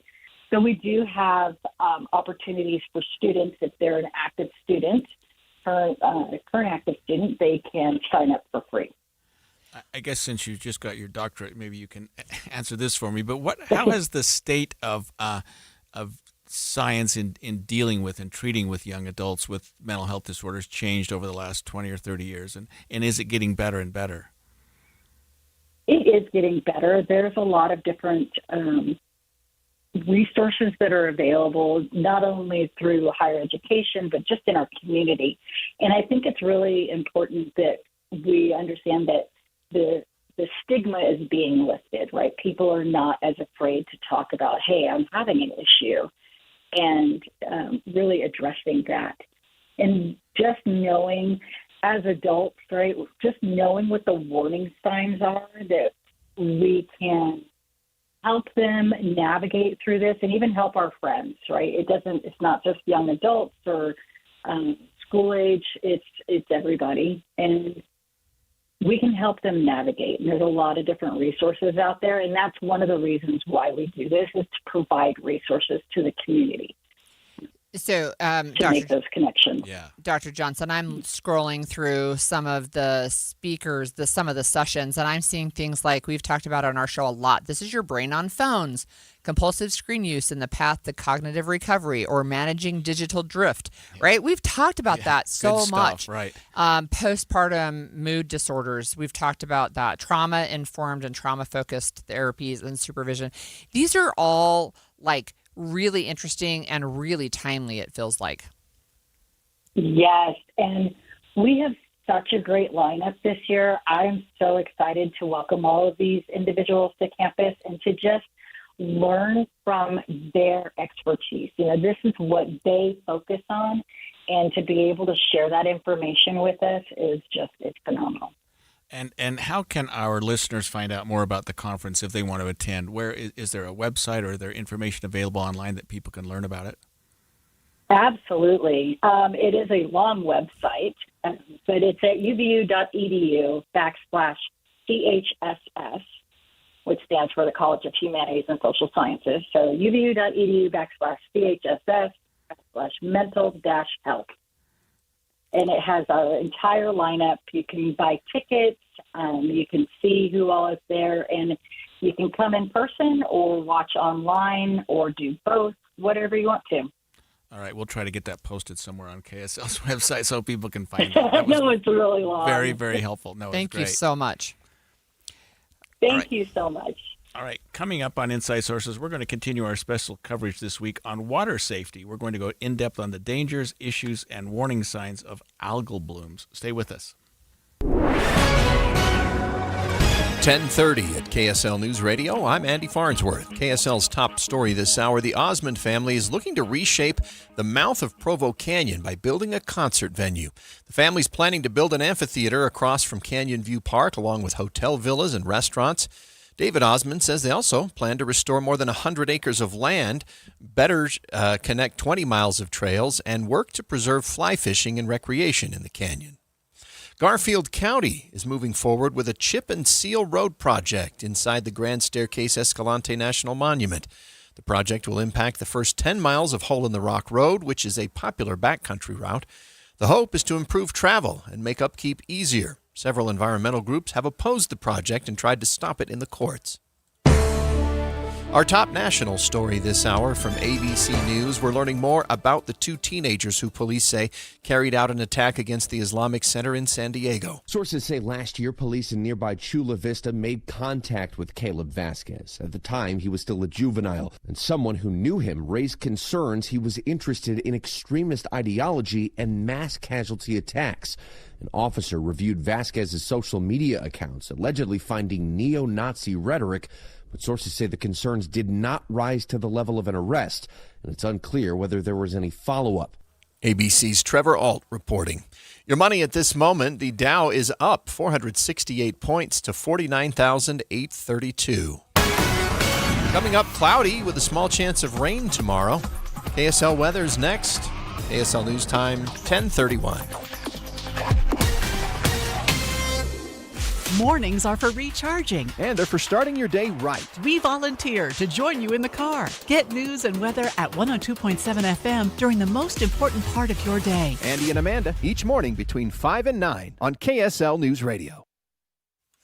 We have Russell Fawcett, the owner of Stern Team of Omada Real Estate, in studio with us. And Russell, interest rates are a little crazy. And I think they change buyers' behavior. So how do you at the Stern Team help buyers create opportunities in a market that maybe they're a little hesitant to jump into? Yeah, I think right now a lot of buyers are starting to freeze. They see that interest rate. It's like, in the mid sixes, and they're like, well, I'm just going to wait. And they don't understand right now that, honestly, a lot of buyers are in that position of just waiting. And so that actually creates opportunity for them. So we can go in and, help buyers negotiate an interest rate buy down, or get more closing costs, or get repairs done. And so because more buyers have exited the market, it actually puts buyers in a very good negotiating position today to go in and actually get more when they're looking to buy a house. What does it look like when you say to do an interest rate buy down? Does that mean you come up with more money up front or something, or are there just various ways of doing that? Yeah, so a big one right now is we're actually negotiating to have the sellers pay that money. So it is money up front that is paid. And, there's a number of different ways you can do it, whether they're temporary, like a 2-1 buy down. So what that means is for the first year, your interest rate is actually 2% lower than 1% lower, and then it adjusts to the full payment after 2 years. Or we even look at permanent buy downs where we're buying down that rate to make the home more affordable, because buyers actually buy more based off of a mortgage payment than they do, for the actual purchase price. Yeah, interesting. So if the buyers out there, and there are some homes that are appropriately priced so that it can get competitive, how does the Stern team help buyers be successful but without overpaying? Yeah, so one of the biggest things actually is it sounds crazy, but it's having a conversation with that listing agent to find out what's most important to the seller. There's been multiple times where our offers are not the highest in a multiple offer situation, but because we took the time to understand what's important to the seller and create win-win strategies, it might be a lease back for the seller. It might be, again, maybe even raising the price, but buying down the rate so the mortgage payment is cheaper. Less is going to interest because we bought down the interest. And at the end of the day, the buyer actually ends up paying less for the home, even though the purchase price might be more. So it really is just going in and creating a win-win situation with the seller for the seller to feel confident moving forward with our buyers. Thanks, Russell. Remember, you can learn your home's true value in 30 seconds. Visit sternteam.com to find out more. Get in the zone, AutoZone. Welcome to Markdowns for Miles at AutoZone. Got any markdowns on brakes? We mark Duralast brake pads down to free. Free Duralast brake pads? When you buy 2 rotors. Can I get Duralast Gold pads for free? With 2 Duralast Gold rotors, and there's a lifetime warranty on brake pads. That's a huge markdown for so many miles. Save on brakes and more during Markdowns for Miles at AutoZone. Get in the zone, AutoZone. Restrictions apply. Earn an accredited MBA in as few as 16 months for about $21K at University of Maryland Global Campus. Explore 10 specializations, including finance, HR, cyber technology, and more. Plus, showcase the value of your MBA with a comprehensive learner record and digitally demonstrate in-demand skills and credentials to employers. No application fee if you apply by June 1st. Learn more at umgc.edu. Certified to operate in Virginia by SHAP. Traffic and weather together brought to you by UCCU. You deserve to love where you bank. Here's Cormac Bone. Still just a touch of slowdowns on westbound I-80 at this crash at State Street in South Salt Lake. They are still blocking that right lane and shoulder at the off-ramp to State Street on westbound I-80. But just a little slow as you pass the cleanup, so do be careful and give them the space. Otherwise, roadway's looking really good. No delays on I-15 all across the Wasatch Front, but we do have a crash in Taylorsville. This is at the intersection of 5400 South and Redwood Road. Looks like they're blocking a couple lanes on both directions for Redwood Road as they get that car up onto the tow truck. So expect some light delays at that intersection. I'm Cormac Bone in the KSL Traffic Center. KSL weather today, we should see a high of 71 degrees, which is warmer than it'll be for a high tomorrow of 67. But starting Friday, we hit a warm-up that'll take us all the way through the Memorial Day weekend. Right now, it is 61 degrees and partly cloudy in Salt Lake City. I'm Andy Farnsworth from the KSL Common Spirit Health Studios. Listen online at kslnewsradio.com. We're Utah's news, traffic, and weather station. The all-new Inside Sources. Inside Sources. Your inside access to the people and policies shaping Utah's future. Here are Greg Skordas and Holly Richardson on KSL News Radio. The phenomenon we've seen here in Utah more and more is that as water levels drop and temperatures go up, there's a perfect kind of breeding grounds for what we call algal blooms. And as you hit the water this summer, you need to know how to make sure you're keeping your kids and your pets safe from unhealthy water. So I saw this story, I don't know, a week ago, 2 weeks ago. A doggy in Utah drank water that was contaminated by algal blooms and died within the hour. It was so sad. Yeah, so think of what that does to boaters and people who are water skiing and jumping out of their boats and jumping into that environment. Yummy. Well, we do have Ben Holcomb here, Environmental Program Manager at the Utah Division of Water Quality. Thanks for joining us this morning, Ben. Hi, this is great to be here. Thanks. So Thanks so much for having me. Can you tell, I studied chemistry and science and engineering. Can you just tell our listeners what an algal bloom is?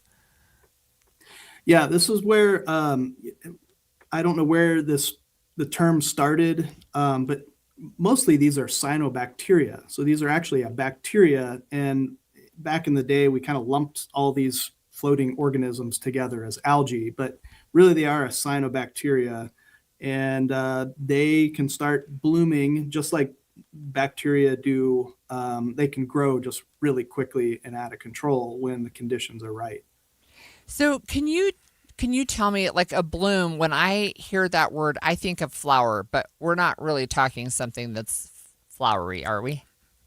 Well, sometimes these things can be quite beautiful in a little spooky way, but they have, typically it just means like there's a lot of them growing at once, and they form a scum on the water. They generally have a cyan color to them. That's why they have the name cyan in their name, cyanobacteria. And you'll see like this cyan color stains on the side of the lake as the water goes down or as they're washed up on shore. And Ben, what do boaters need to know about environments where these exist? I mean, does the division, does our Park Service just shut the lake down, or do they just say don't jump in the water, or what we do when we have an algal bloom? Yeah, so we have a couple of tiers of advisories, and we have a number of partners throughout the state, either state agencies or local or federal, and we collaboratively, because we have one office here in Salt Lake City, but we work with all our partners to evaluate, I think, at least 70 some different water bodies across the state. And we'll collect samples when conditions are starting to appear that these things are starting to grow. And depending on certain levels, the risk level is set for kids ingesting the water. So as Holly mentioned, there was a dog that died last week.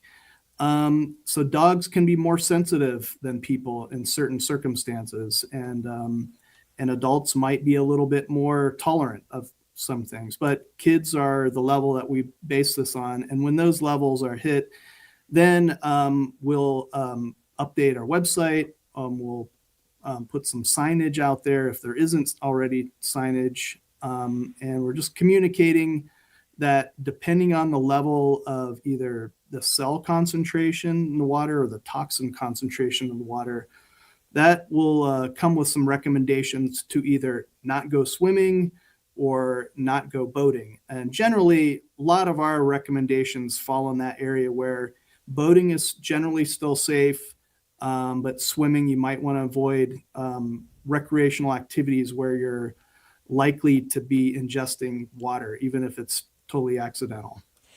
Let me ask you this question. Is there, like, if I'm going to go out on a lake, is it more likely that I would see these closer to shore, but once I get out towards the middle, it's going to be fine? Is that something? It can be. These guys are highly mobile, so they move up and down in the water column at different times of the day. And when they come up to the surface to get more sunlight, then they're prone to being blown by the wind. So really, it's highly dependent on the wave action and the wind action where they might end up. And so sometimes that is accumulating along the shoreline, and that's where, the conditions become, there's higher risk because there's a higher concentration. And then sometimes there's, weird wind events where they may accumulate out in the middle. So I wish there were more rules of thumb, but there's a lot of unpredictability in this. Do authorities do something about these in terms of treatment, or do they sort of just burn themselves out eventually? Well, Burnout short may not be the right term, word, there are some things that agencies have done or local officials have done with treatment. But generally those are shorter term. There's some longer term things that we can do. Mostly it's limiting the food that's out there. So a lot of these water bodies have excess nitrogen and phosphorus in them from various human activities, as water gets washed into our lakes and reservoirs. So that's more along the lines of the longer term solution. And I guess to get back to your question about whether they kind of die out, but yes, they do as fall comes along and the water gets cooler and sunlight drops. Most of these cyanobacteria, these algae will drop considerably in concentration. So I have a couple of questions. We really only have about a minute left, but I am looking at some recommendations. First of all, don't drink or swallow the water when swimming, which sometimes is really hard to keep water out of your mouth when you're in the water. But second, what if we just boil the water? Will that help? No. So it mostly stays the same. So you'll essentially lyse the cell when you boil it, and the toxin isn't impacted by boiling. So boiling doesn't help. We haven't heard yet of any good filters that can filter out the toxins either. So when you're backpacking, for example, you want to just make sure you're looking where you're grabbing your water. Check for the conditions on our website, or a lot of our local and state and federal agencies have updates on their websites. You can always give us a call. And if you see anything, you can always report it to us too. All right. Thank you so much. That was Ben Holcomb, Environmental Program Manager at the Utah Division of Water Quality. And look, you can go to their website, which is habs.utah.gov for more information. But I didn't know you couldn't boil the water. No, yeah, and I always thought algal bloom was just this big thing of algae, and I thought, well, the fish like algae, but apparently it's so gross, so actually. disgusting stuff. Yeah, not good. Maybe I'll just stick to chlorinated swimming pools. There you go. Okay, next on Inside Sources, home prices appear to still be heading up. We're moving into the warmer months, even as more buyers are entering the market. But then there's interest rates, so we're going to talk with our friends from the STRM team of Omada Real Estate next. Tim Jr. here from RGS Exteriors. And let's face it, it's time to update the look of your home's exterior. When was that thing built? In the 50s, 70s, 90s, the 2000s? Well, it's looking like it. Faded siding, drafty windows, leaky gutters. It's time to take action now. RGS Exteriors has been taking Utah homes from drab to fab for over 5 generations. We only use the highest quality materials like James Hardy siding and gutter topper gutter covers. You will be blown away by how much different and better and awesome your house can look. Your neighbors will be jealous, your home value will go up, and most of all, you're going to love it. Everything we do comes with our industry-leading 10-year everything guarantee, so you can sleep like a baby, knowing if anything goes wrong, you're 100% covered. For a free estimate on your gutters, windows, siding, or anything on your outside of your home, call RGS Exteriors at 801-280-3110 or visit us at rgsexteriorsutah.com. That's rgsexteriorsutah.com. More than 50 million Americans suffer from a form of mental illness. And Utah isn't immune, with nearly 1 in 3 people dealing with anxiety, depression, or another form of mental illness. But there's hope. We can all take action to keep ourselves and our loved ones safe. That's why KSL has teamed with the Huntsman Mental Health Foundation to bring you hope and help you thrive. It's Healthy Mind Matters. Find out more at healthymindmatters.com. We asked parents who adopted teens to share their journey. I think my biggest challenge was getting through to him to understand that love is real and you have goals in mind, you have things that want to happen, and I want to help you get there. Sometimes people tend to shy away from wanting to adopt teenagers because they feel like they've lost so much, but there's still so much to gain. Just knowing that there's just that other person that cares and loves me out there, it feels great. And they've done so much for me, and I can only be appreciative every single day for just having them in my life.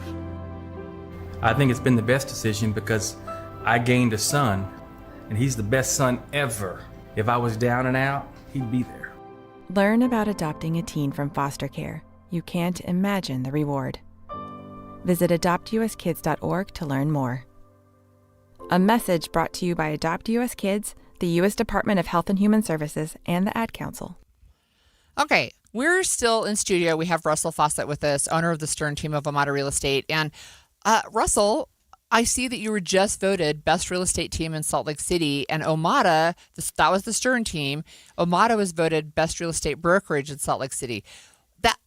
congratulations. That's awesome. Yeah, thank you. What separates you then from others in the market? Yeah, I think the biggest thing is our focus on people. So everything we do, our systems, our marketing, we are trying to deliver what we call our 10 plus experience to our consumers. So yes, we want to make sure we have the best tech. We want to make sure we're, taking the best photos and we're marketing. But at the end of the day, I believe we win awards like this because we are focused on what our clients want. And then we execute based off of that, as opposed to coming in with, an agenda. We want to sit down and take the time to understand your goals and then execute on that. It seems like every time we talk to you, you surprise me with the things that you're doing for your buyers and your sellers that are different than just helping them buy and sell. I mean, you're getting information about them, you're learning about them, you're turning them on to certain things like lenders, things like that. I mean, it's a broader picture that it seems like you're involved in than just buying and selling homes. Yeah, it really is, and that's one of the things when working with our team is it's just that we're a very large team. So for example, my day-to-day looks very much different than a real estate agent on our team, and so I can focus on what is going on in the industry. I can take meetings with people that are delivering new product, or we have a full marketing company that does all of our marketing. The leader of that went to school for marketing and he stays up to date on marketing. We have transaction coordinators that are just focused on the client experience. And so as opposed to, I would not be able to deliver that kind of experience to our clients if it was just me. Like even if I spent all the time learning and had access to those tools, we've got a team of 20 plus people that are working for you when you hire the Stern team. Wow. Okay. So just a really short question. If somebody is listening who might want to think about even joining a brokerage, what do you bring? Yeah. So just kind of like the consumer experience on the agent side, we want to make sure that our agents are equipped to be able to provide that same level of service that we're providing at the Stern team. And that's why we started Omada, is to be able to go out and help agents, kind of think differently about the market and stay ahead of, honestly, what a lot of the traditional brokerages are doing. All right. Stick around for more. Any Hour Services can help unclog any drain in your house, whether you have a backup, a clog, or a slow drain you want fixed. Call Any Hour Services or visit anyhourservices.com. If you're ready to buy a home or sell a home and you're worried about the current real estate market because of what you've heard from some of your friends or family, well, we're here to tell you that you really shouldn't be worried, because now is a great time to buy and sell with our friends at the Stern team, powered by Omada Real Estate. And here's why.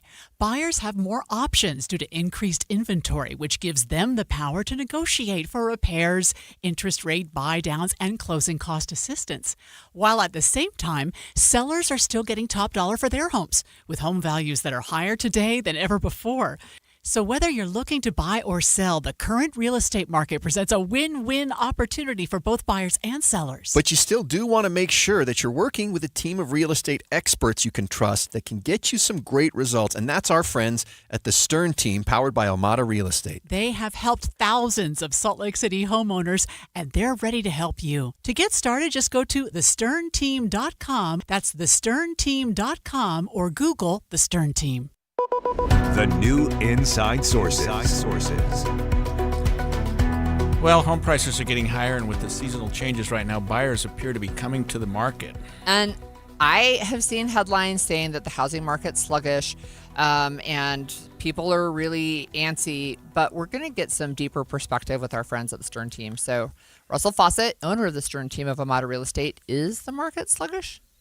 Yeah, so home sales are definitely slower. But honestly, I feel like Groundhog Day over the last couple of years, right? Like interest rates have been in the 6s. They dipped down in the first quarter this year into the 5s, and we saw that activity pick up. So a lot of the headlines we see are always lagging indicators, meaning, yes, our interest rates dipped down, and you're seeing kind of this teeter-totter effect of when they dipped down even 1%, right? We dropped into the 5s, buyers came out because all of a sudden that home was a little bit more affordable. Now, what you're seeing, a lot of the headlines across the country are, you're seeing that the median house price is raising. I believe that headline is a little deceiving, though, because even though prices are going up, what you can buy for that price isn't necessarily increasing. So yes, across the country, we jumped up to like 400, and here in Salt Lake, we're up to about 650 as a median price. But what you can buy today for 650 is more than what you could buy for 650 last year. And so kind of what we're seeing is, our average wage growth right now is hovering right around 3.5% year over year. And so naturally, as wages go up, what people are willing to spend on a home goes up. And with interest rates being in that, 6.5 range, really it's been about the same for 3 years. And so it's natural that median price would go up if wages are increasing. It's also, I think, important for some of us who are sort of old school when you hear about housing prices have gone up to recognize what a great investment a house still is in America. I mean, people who buy a home, to me, it seems like if you stick around in it for a couple of years, you're going to be way ahead of the game. Right. Well, and that's a conversation we actually had this morning of like getting into real estate is very, very right now we are in a unique situation where you probably can go find a rental for less than what you could buy that same home for. Like we've kind of hit that place. And so people are opting to rent, but what they're not seeing is, okay, in 10 years, the price of that home, right, your mortgage payment is still going to be the same, but your rents are probably going to increase year after year after year. And then we can look out 10 years and say, well, if the price goes, essentially if the equity goes up 3 or 4% per year, that's another $100,000 of equity that's in your pocket that, went to your landlord instead of you. And then you can then use that equity in the future to make a down payment on a different home if you were in a starter home. Or, right now, some people are in a, little bit tight financial situation. If you had to, you'd be able to tap into that equity. And so it just opens up doors by getting in and playing the equity game. So we've talked often with you, Russell, about like first-time home buyers. And I think starter homes, in my head, I see starter homes as older homes, lower priced, not the $600,000 homes. Are you seeing more of those on the market, or are we kind of stuck because the more expensive homes aren't really selling? Yeah, so it is one of those that, it all starts with the starter homes and then those people move up and, et cetera. And what we're seeing, though, is there's not a lot of the move up buyers. So the starter home inventory is actually still very, very low. And that's where you get, a starter home in Salt Lake. You're $500,000 to $550,000 if you want a single family home. And I know a lot of people don't love the idea of a condo or townhome, but that's probably more likely. There is ample inventory there. And then if you can get in with a builder that's offering, there's some builders out there that are advertising that you can get your interest rate in the 3%. And so for me, it's like, no, except that condo is a starter home. Get in, take advantage of, Eagle Mountain has a first-time home buyer program right now where you can apply for a $25,000 grant. There are things out there, but Eagle Mountain's a little bit further out there. That's not ideal. But again, if you can get in there, live there 5 to 7 years, and then use that equity to move up later, you're in a better place than if you just continued to rent. Russell, I have a lot of neighbors up where we live who are empty nesters. They've got these big homes, and they're downsizing. How do you advise a seller who's then also going to be a buyer when they want to go, hey, I've got this big house, but there's just two of us. We want to get a little smaller. Yeah, the big thing with that, I really think, does come down to the conversation of what goals are you trying to accomplish, right? Are you still going to entertain, or do you want, are you ready to go travel the world? And so you want zero maintenance, or, we want to downsize, but we still want to be able to buy a property that has space to entertain in our backyard, to have grandkids over. So a lot of it is dependent upon that. And then it is, taking the time, if there's deferred maintenance, to use our resources to say, hey, let's go ahead and update the home a little bit to make sure we get the most amount out of it. And honestly, a lot of the time in those situations, we can actually help that seller, sell and pay cash for their next home. And so it really just comes down to someone's goals in that situation. Russell, I don't know if you can answer this question, but as I've thought about downsizing, do you offer any advice on de-junking and getting rid of the stuff that I've been accumulating for 40 years? She's asking for a friend here. Yeah, so there's two sides to that question. The first one is, okay, what do we need to do to get the home ready to go to market, right? So we do want to declutter, depersonalize. We want to make your home look like a model home. That's goal number one. Then it's, what do we do with this stuff, right? Yes. And so most of the time, what I like to say is like, okay, what are you currently using? When is the last time did you open up that closet? Or when's the last time you opened up that box? And if it's been in storage for 4 years, unless you can tell me what memento is in there that you're going to pass down to your kids, we can go ahead and just take that to DI and get rid of it. And I know it's tough. I have an embarrassing admission. I moved into my house almost 23 years ago. There are boxes I never unpacked. Yeah. And so, you just get rid of those, doesn't it? So if you want the real secret, and here's where you'd have to just, go on a vacation for the weekend. Tell your kids they can come over, take anything that they want, and anything that's left over, they take to the DI for you, and you don't get a choice. What a great idea! No, because I love my parents to death. Right? Yeah. I mean, I've shown up at and it's like they've still got toys from when I was 3 years old, and it's like, Mom and Dad, I'm not letting my kids touch that. Like, let's go ahead and just throw that one away. Right. My oldest is almost 40, and I saved clothes for him in case my kids wanted them. Right. They do not. Great advice, Russell. Great advice. Thanks, Russell, for joining us. And remember, you can learn your home's true value in 30 seconds by visiting sternteam.com to find out more. When we come back, we're going to talk about the Osmond family moving forward with plans for a big amphitheater, massive, at the mouth of Provo Canyon. And we want to hear from you. Text us 57500. We'll talk about that when we come back.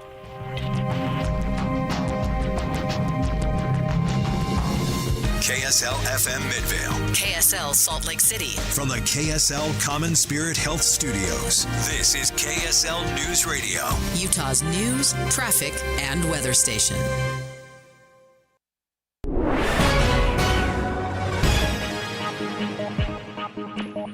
I'm Becky Bruce. KSL's top story this hour. The Osmond family is looking to reshape the mouth of Provo Canyon by building a concert venue. The family's planning to build an amphitheater across from Canyon View Park, along with hotel villas and restaurants. Our top national story this hour from ABC News, growing criticism for the Justice Department fund that would compensate people who believe they were targeted by the government. Some people argue it protects against government overreach, no matter your politics. Others say it favors people convicted of political violence. Reporters asked House Speaker Mike Johnson about that today. There's many details to be filled out on that, and I'm not going to comment on it until it comes out. A group of police officers are suing to block the payouts of any convicted January 6th rioters trying to access the funds. Your money at this moment, the Dow is up 505 points right now, doing pretty good. S&P 500 and NASDAQ also in green territory.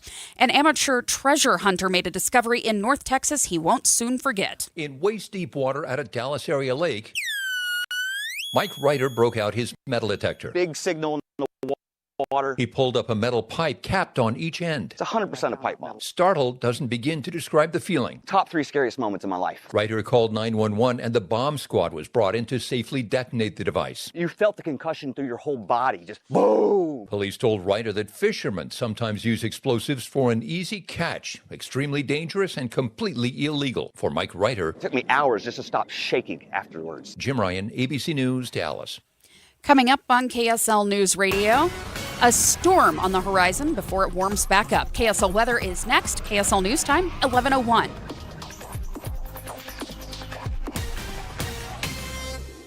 A reminder about the simplest way to get updated for your day. Hit your KSL preset when you jump in the car, and we'll take care of the rest. Hear key news updates and traffic reports. Andy and Amanda from 5 to 9 in your car. KSL News Radio at 102.7 FM. Jeff Kaplan here, and every once in a while, I still do my afternoon radio show from home, which means this entire legendary radio station is depending on the reliability of my Wi-Fi. If it goes out, KSL goes dead. That's why I use Xfinity Wi-Fi. I get Wi-Fi built for speed, powered by fiber with 99.999% reliability. Xfinity gives you the most intelligent Wi-Fi. It can heal itself. Sometimes between my wife, my grandkids, and me doing the show, there's a lot going on in my house, and the Wi-Fi works perfectly. When there's a problem, whether it's streaming, gaming, working from home, or all three, everything in your home works together. And right now, you can lock in 5 years of Xfinity predictability, 5 years at the same price with no contracts or commitments. You get everything you need, the data, the equipment, and the most reliable Wi-Fi. Get online in minutes, same-day Wi-Fi, same price for 5 years, no contract. Xfinity. Imagine that. Restrictions apply. Select plans only. This Friday from 10 to 1, the movie show comes to Sound Sleep.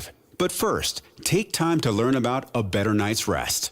Sound Sleep delivers oral appliance therapy that treats sleep apnea without the use of CPAP machines. They're professionally fit, warranted, and covered by most major medical insurance.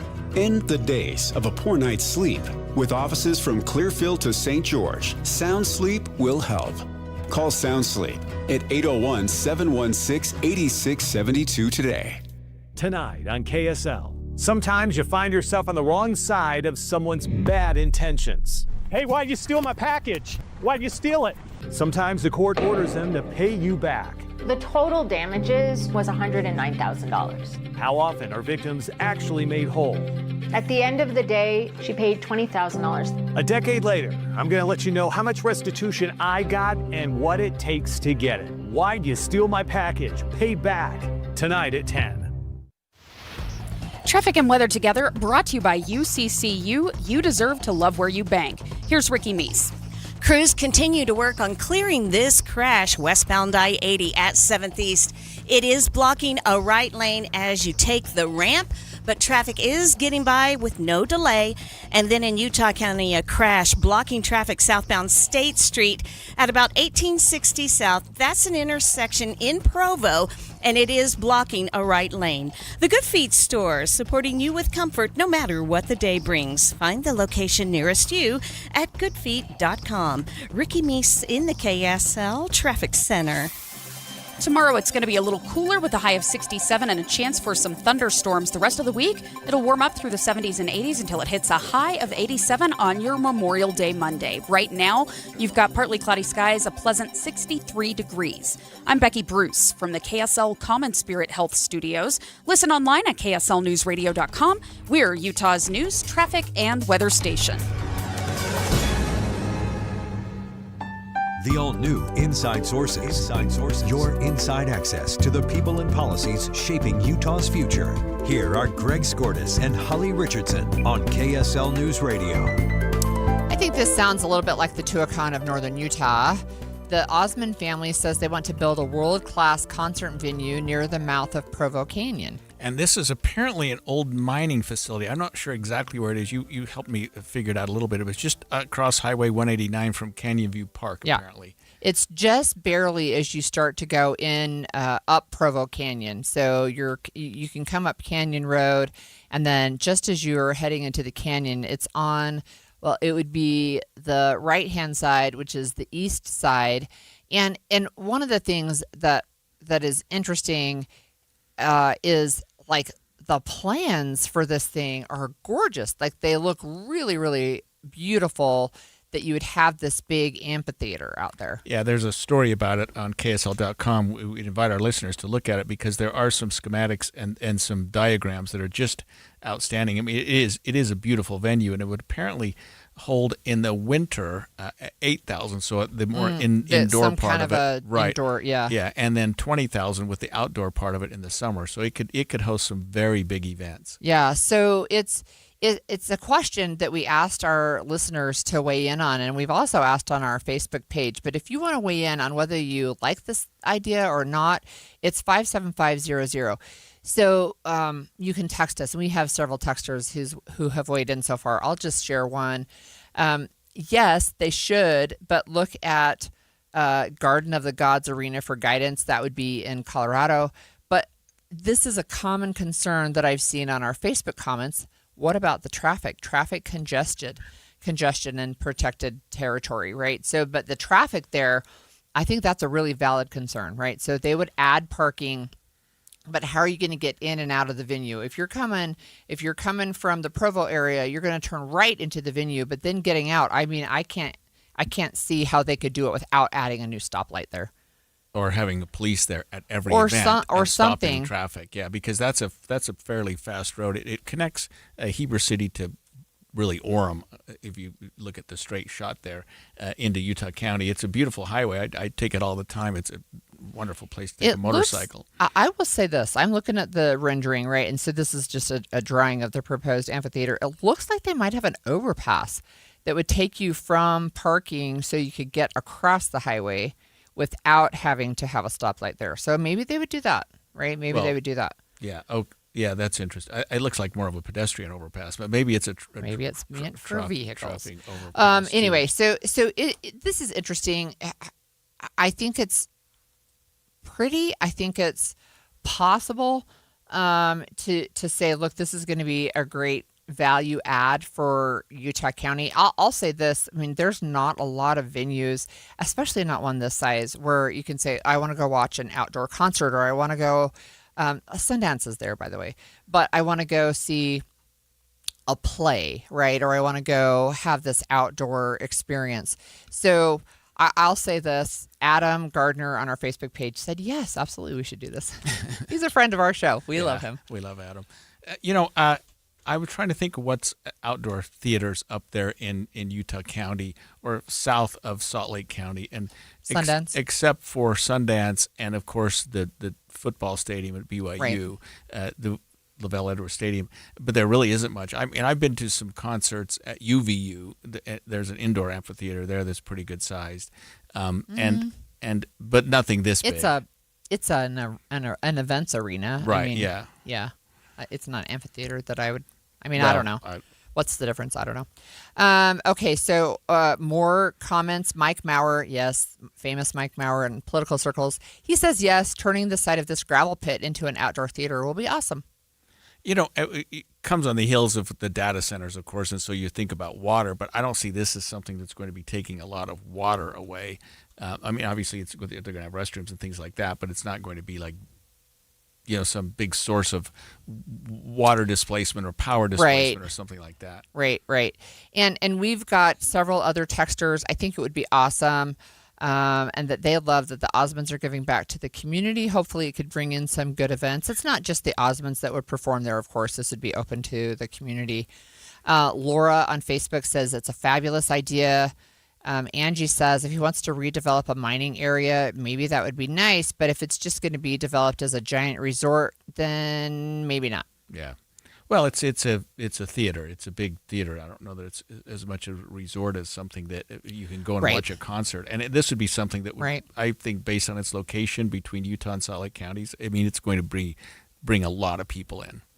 So there's a couple of other comments. I think, again, similar. Shane says that canyon's congested as it is. So no, find a place more out of the way like Tuacahn did. And Tuacahn is out of the way. Megan says, well, how about the Osmonds just renovate old theaters in small towns instead of ruining Provo Canyon with noise? Yeah, so both ways. I can understand that. I personally, just looking at the drawings and thinking about how these things are fun, these venues and these centers, I think it's worth considering, worth pursuing. There's a couple of more venues. You mentioned what else is available there. There's actually Sierra, the Sierra Theater in Orem, and they do an outdoor thing in the summer. We used to go every year. That was really fun. There's indoor ones because we have the Ruth down there now for indoor plays, but certainly that's something that's much, much smaller than this proposed venue. Yeah, so I'm just kind of looking at where we are in the planning part. It's the Osmond family who have put this on the table. They're thinking about it right now. They're planning to do it. They're lining up the land. It would require a fairly big tract of land. I think it's I was looking at just the parking part of it would be pretty mammoth. But what's there now, it's an abandoned gold mine or something. Mm-hmm. So it's not like an area that people are recreating or doing much, and it doesn't seem to block the recreation access to the hills there. So I don't see it as disrupting the lands as much as maybe some people do. So there's a 24-acre parcel of land in the area where the amphitheater is proposed. It's currently owned by the Provo Canyon Mining Company. Next to that is 40 acres of city-owned property, and then 160 acres owned by the federal government. So Provo Mayor Marcia Judkins, she said she thought the idea was amazing when she first heard about it. And I'll say this about the Osmond family. So we're talking about David Osmond. He's the son of Alan Osmond of the musical group. But he's the one that's saying, look, I think this would be something where we could give back. But here's what he is proposing. He says, we understand that this canyon people revere and hold deep in their hearts. That's exactly why we care. We care deeply about getting this right and getting it right the first time. We're caretakers first of this land. And so he said the plans will follow dark sky protocols. They'll employ advanced sound mitigation technology so the facility can operate respectfully and in harmony with the surrounding environment. Yeah, and it doesn't look like it would be disruptive to homes in the area because there aren't very many homes in the area. I mean, it's not going to. There's a handful, but yeah. But I mean, it's not where the old mine was. Right. Not. Yeah, that's what I mean. And I guess I just the concerns about this that hit me the hardest are the traffic, in and out. Yeah, sure. I could see that being a potential problem, but not something that can't be worked around. So there's a couple of other comments on the Facebook page. Again, are the Osmonds still relevant? Well, yes, they are, but this isn't just an Osmond venue. So there are some that are just like, no, absolutely not. Scott says Provo Canyon doesn't need a gateway, build it someplace else. So mixed feelings so far, right? But you're right, just our early days still. But I think it could be fun. Yeah, well, a good idea, something fun. We'll keep an eye on that as well. When we come back, more and more businesses are sort of grabbing onto a Utah original, and it is not fry sauce. It's related. The dirty soda. I haven't had one yet, but you have. I love them. After the break, we're going to talk about what happens when national businesses try to compete with local businesses. Stay with us. Man, one of my favorite things to do is when people say, does soda really work? Come on. And I say, yes, absolutely it does. I got to eat real food, and I had real success. The structure is what helped me so much. We used to call it soda weight loss, but it's more than just weight loss. Yeah. So now it's sodadietandnutrition.com. That's SOTA for state of the art. And it's state of the art because you work with a nutritionist. They tailor the plan to your exact needs and your exact schedule so that it can work for you. It's not just a one-size-fits-all thing. The simplest things that bring me joy now. I can tuck in a shirt. For years, everything always had to be loose and because I felt heavy all the time. But now I can tuck in a shirt. Remember having to suck in the belly for every picture? It was so nice not to have to do that anymore. And summer bodies are created right now. So go online to sodadietandnutrition.com. So join us for a short time to have results that last a lifetime because Amanda, soda is, say it with me, state of the art.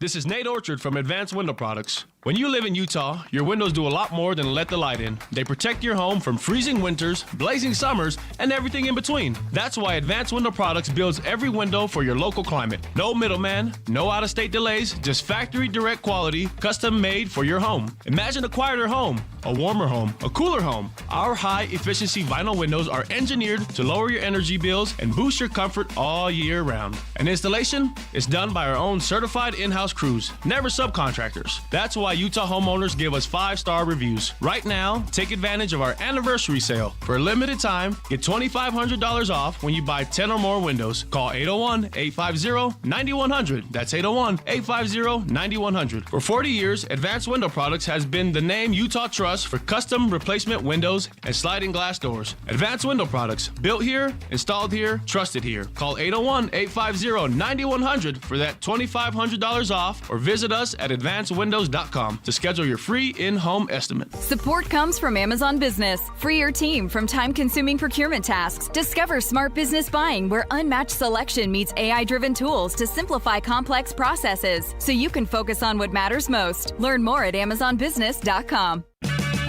Check engine or ABS light on? Take the guesswork out of your warning lights with O'Reilly Veriscan. It's free. Ask for O'Reilly Veriscan.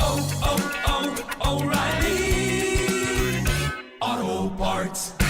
If you're struggling to hear conversations, TV, or the people you love, now there's an easier, more affordable solution without spending thousands. Audien Hearing makes high-quality, rechargeable hearing aids starting at just $98 with free shipping and dedicated one-on-one support in the comfort of your own home. No doctor's offices, no pressure, clearer hearing delivered right to your door. Join over 1 million happy customers hearing life more clearly. Visit audienhearing.com. That's AUDIEN hearing.com. Higher taxes, soaring inflation, record low interest rates, and the skyrocketing cost of healthcare. The list goes on. Retiring successfully today is a lot more complicated than ever before. Learn how you can tackle the biggest challenges that you'll face in retirement today. Don't miss a special edition of Retirement Solutions Radio. It's this Saturday afternoon at 3 o'clock, right here on KSL, News Radio 1027. Get your yard ready with Rich Lawn. Spring is here, and it's time to bring your lawn back to life. Start with Rich Lawn Turf Food, an organic-based fertilizer that feeds your soil and keeps your grass greener longer. Looking for professional-grade results?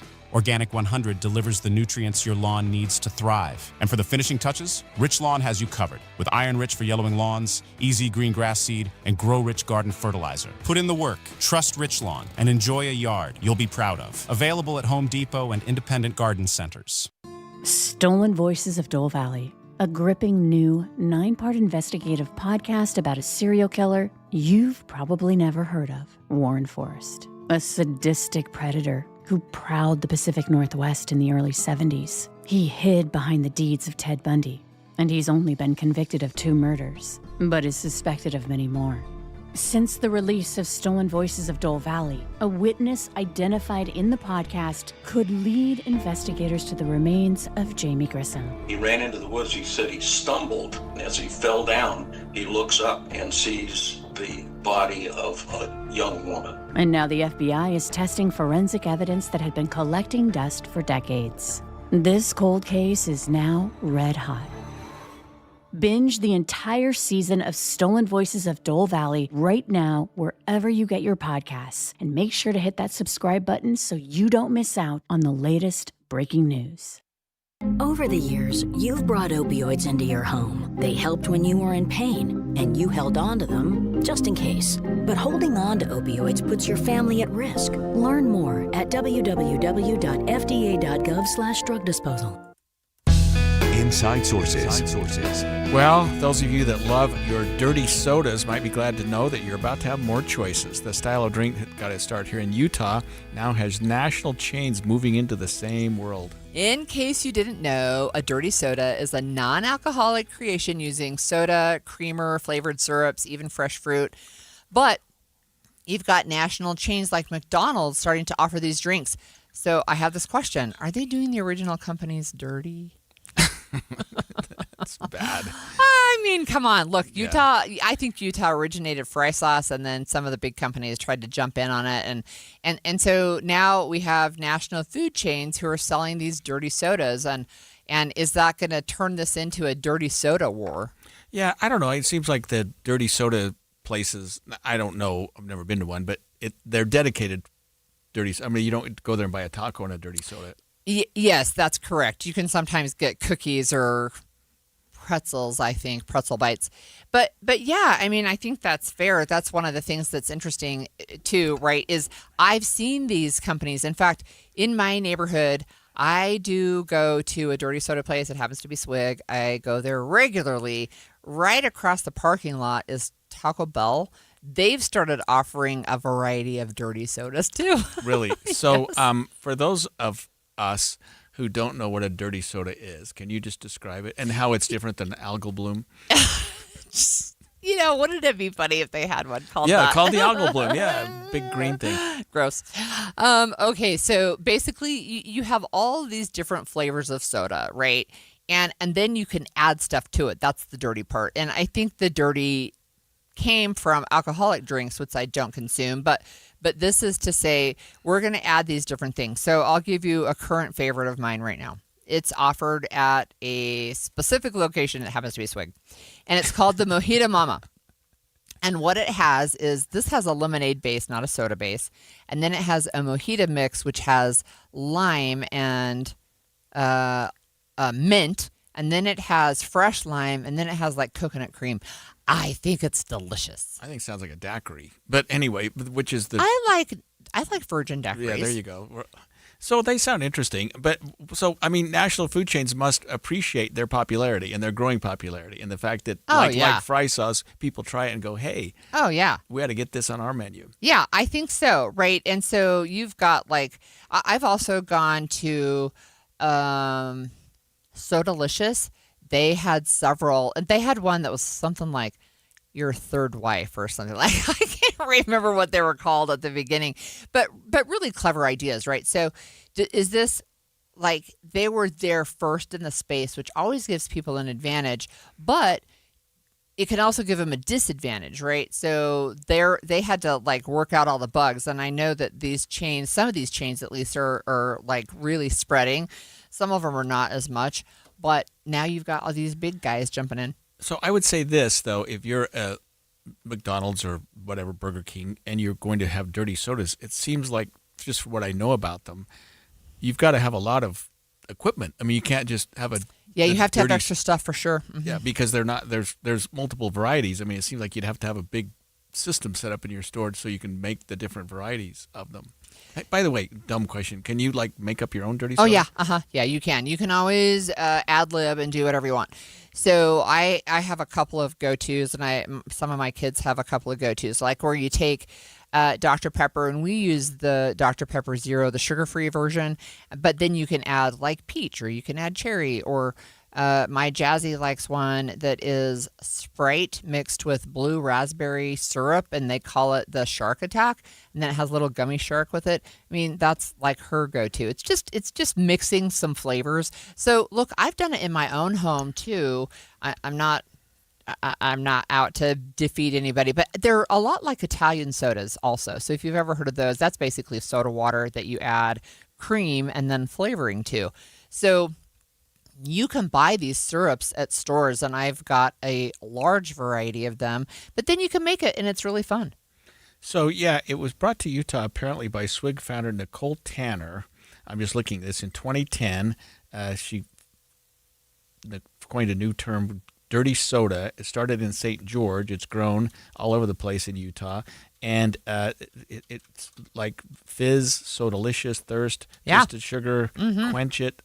I've never heard of half of these, but you are so sheltered. I know, but I got to get out more and have a dirty soda. They don't sound particularly healthy. They're probably not particularly healthy. Okay. Yeah, so that's why I do the sugar-free version. But look, even Crumble, which is the cookie company, of course, Utah-based company, they now have 1,100 locations, but they have their own version of signature drinks too. Crumble does.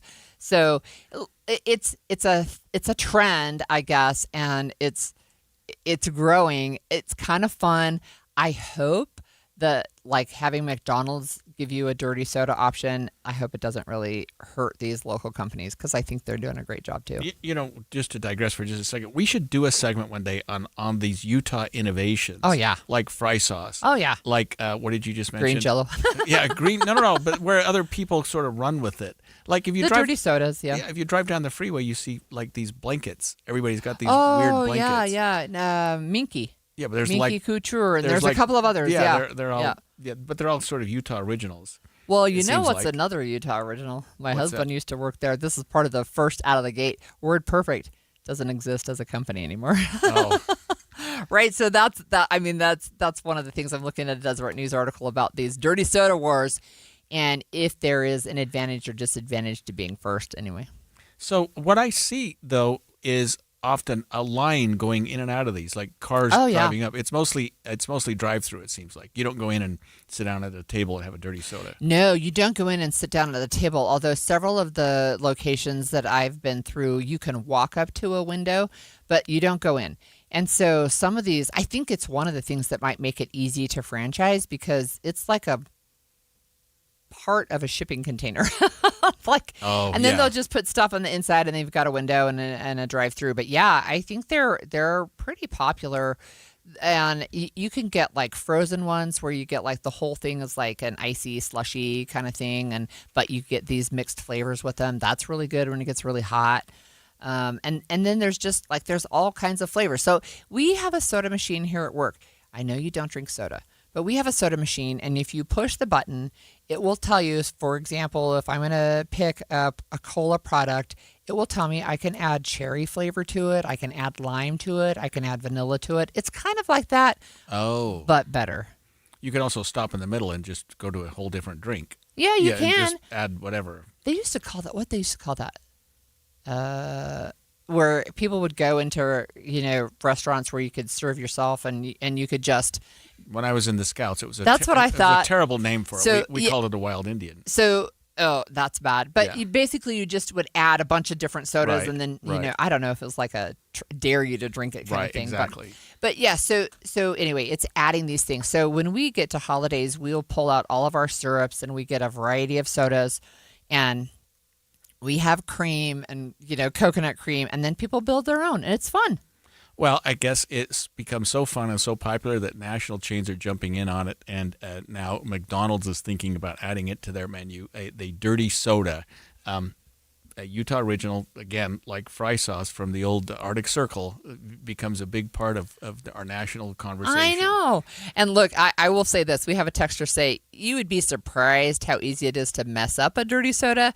Nowhere makes them as good as the actual soda places, so that's fair. I would say this from what I've heard about them. How would you know it was messed up? It's just a conglomerate of flavors anyway. You know what I mean? If you're there are some flavors that do not go well together. I will say that.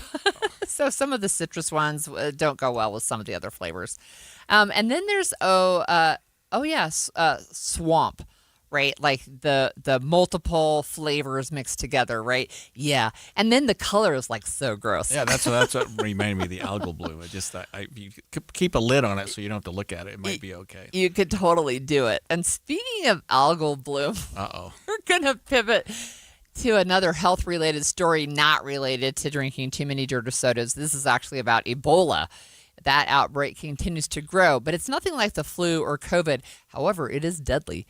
We're going to get an update on new travel restrictions because of the outbreak coming up next.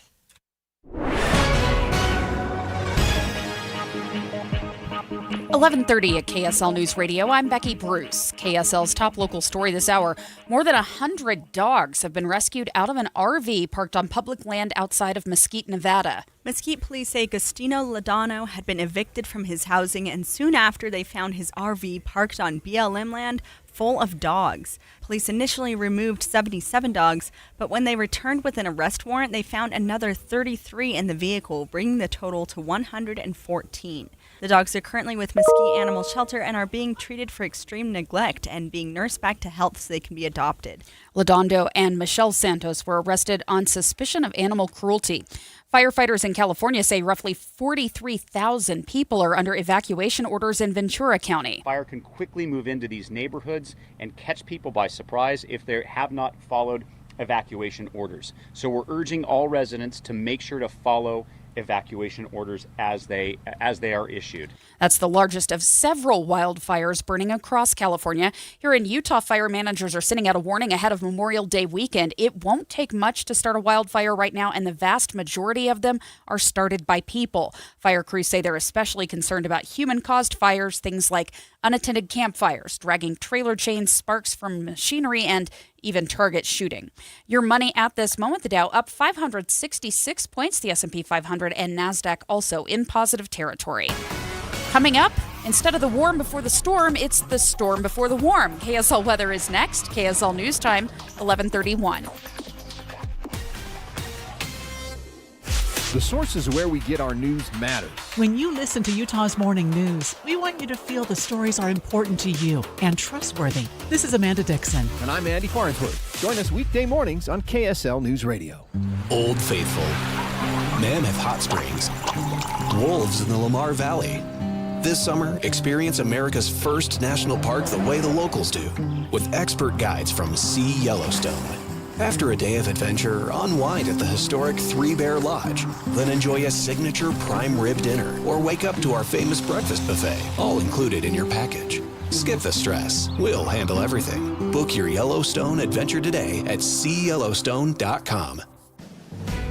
This year, Utahns are celebrating the 250th anniversary of our country, Utah style, because everything from Utah's red rock deserts to our snowy peaks are worth celebrating. It's our land, our communities. Join us in celebrating our country with Utah style. Join the statewide celebration. Get involved at america250.utah.gov. Brought to you by America First Credit Union. Serenity now! Serenity now! Are you okay? Okay. Gas is up. Groceries are up. Everything up, up, up. Not at Strong Volkswagen. Strong Volkswagen. Yeah, purchase any vehicle with a dime. One dime down.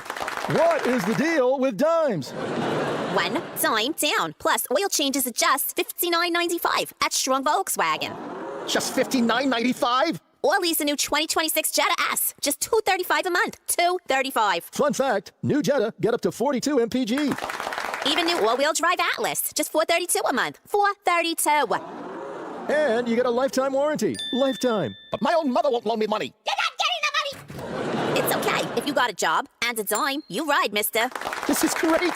I'm back, baby, during Volkswagen Driver Days. At Strong Volkswagen. For over 70 years, Strong Volkswagen. Located downtown. StrongVW.com. StrongVW.com. For details, call 801-596-2200. This is a special alert to all Americans who own a vehicle with less than 200,000 miles with an auto warranty about to expire or with no warranty coverage at all. Due to a decline in the economy, CarShield is announcing a low-cost month-to-month vehicle protection plan that is now available to the public to save any driver out-of-pocket expenses on future auto repairs. Call now to find out how you can pay almost nothing for covered auto repairs. Yes, you heard that correctly. Pay almost nothing for covered auto repairs. An open phone line has been established for all drivers to call for a free quick quote. Call 800-292-4541 now. Drivers who are covered will not have to pay for covered repairs again. This protection plan is at an all-time low. Additionally, drivers who activate this vehicle protection today will also receive free roadside assistance, free towing, and car rental options at no additional cost. Call us for your free quick quote today. 800-292-4541. That's 800-292-4541. What do you have to lose? Call 800-292-4541. Again, 800-292-4541.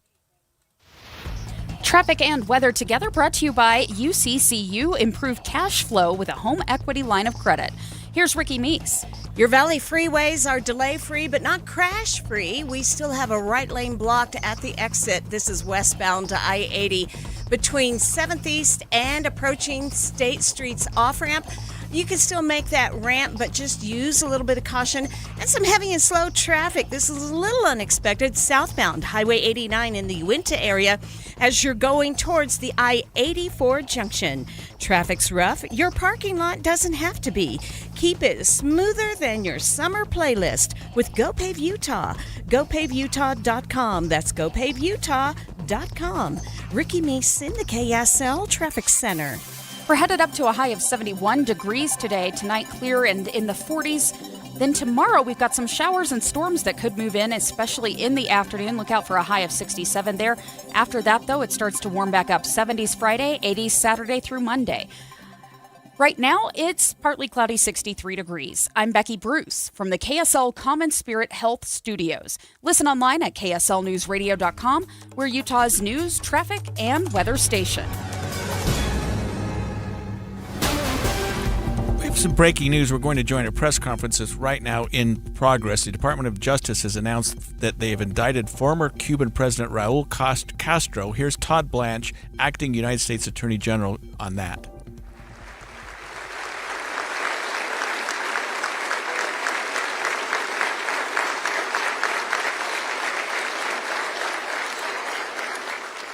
I want to say that we also do not forget the families, the loved ones, and the friends who have carried grief and heartache for 30 years. For the first time in nearly 70 years, senior leadership of the Cuban regime has been charged in this country, in the United States of America, for acts of violence resulting in the deaths of American citizens. Nations and their leaders cannot be permitted to target Americans, kill them, and not face accountability. President Trump is committed to restoring a very simple but important principle. If you kill Americans, we will pursue you, no matter who you are, no matter what title you hold, and in this case, no matter how much time has passed. I want to thank, and everybody in this room should thank, the FBI, the prosecutors, and the agents who worked on this matter. It includes the intelligence community and our federal and state law enforcement partners. They did the work here, so thank you.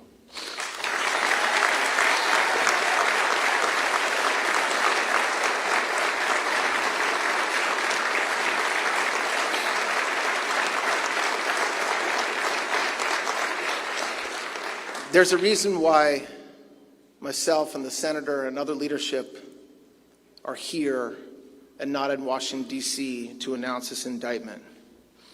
The community here, you all, understands the history of the Cuban regime better than anyone in America. Many families here know the cost of oppression. I've heard stories over the past week and past months, every one of them heartbreaking. They know that the pain caused by the regime did not stop at the island's shores. And today's indictment, while it does not bring back the murdered victims, it makes a statement. The United States government has not forgotten these innocent men who were shot out of the sky. And as in every criminal case, the defendants are presumed innocent until proven guilty by a jury of their peers. But today, the Department of Justice has taken an important step and brought this indictment. I'm proud to stand here on this podium with U.S. Attorney Jason Redding Quinones to my right, Chris Rea, Deputy Director of the FBI. You're gonna get to clap. You're gonna get to clap for Jason in 20 seconds. Chris Rea, Deputy Director of the FBI, and James Utheimer, the Attorney General of this great state.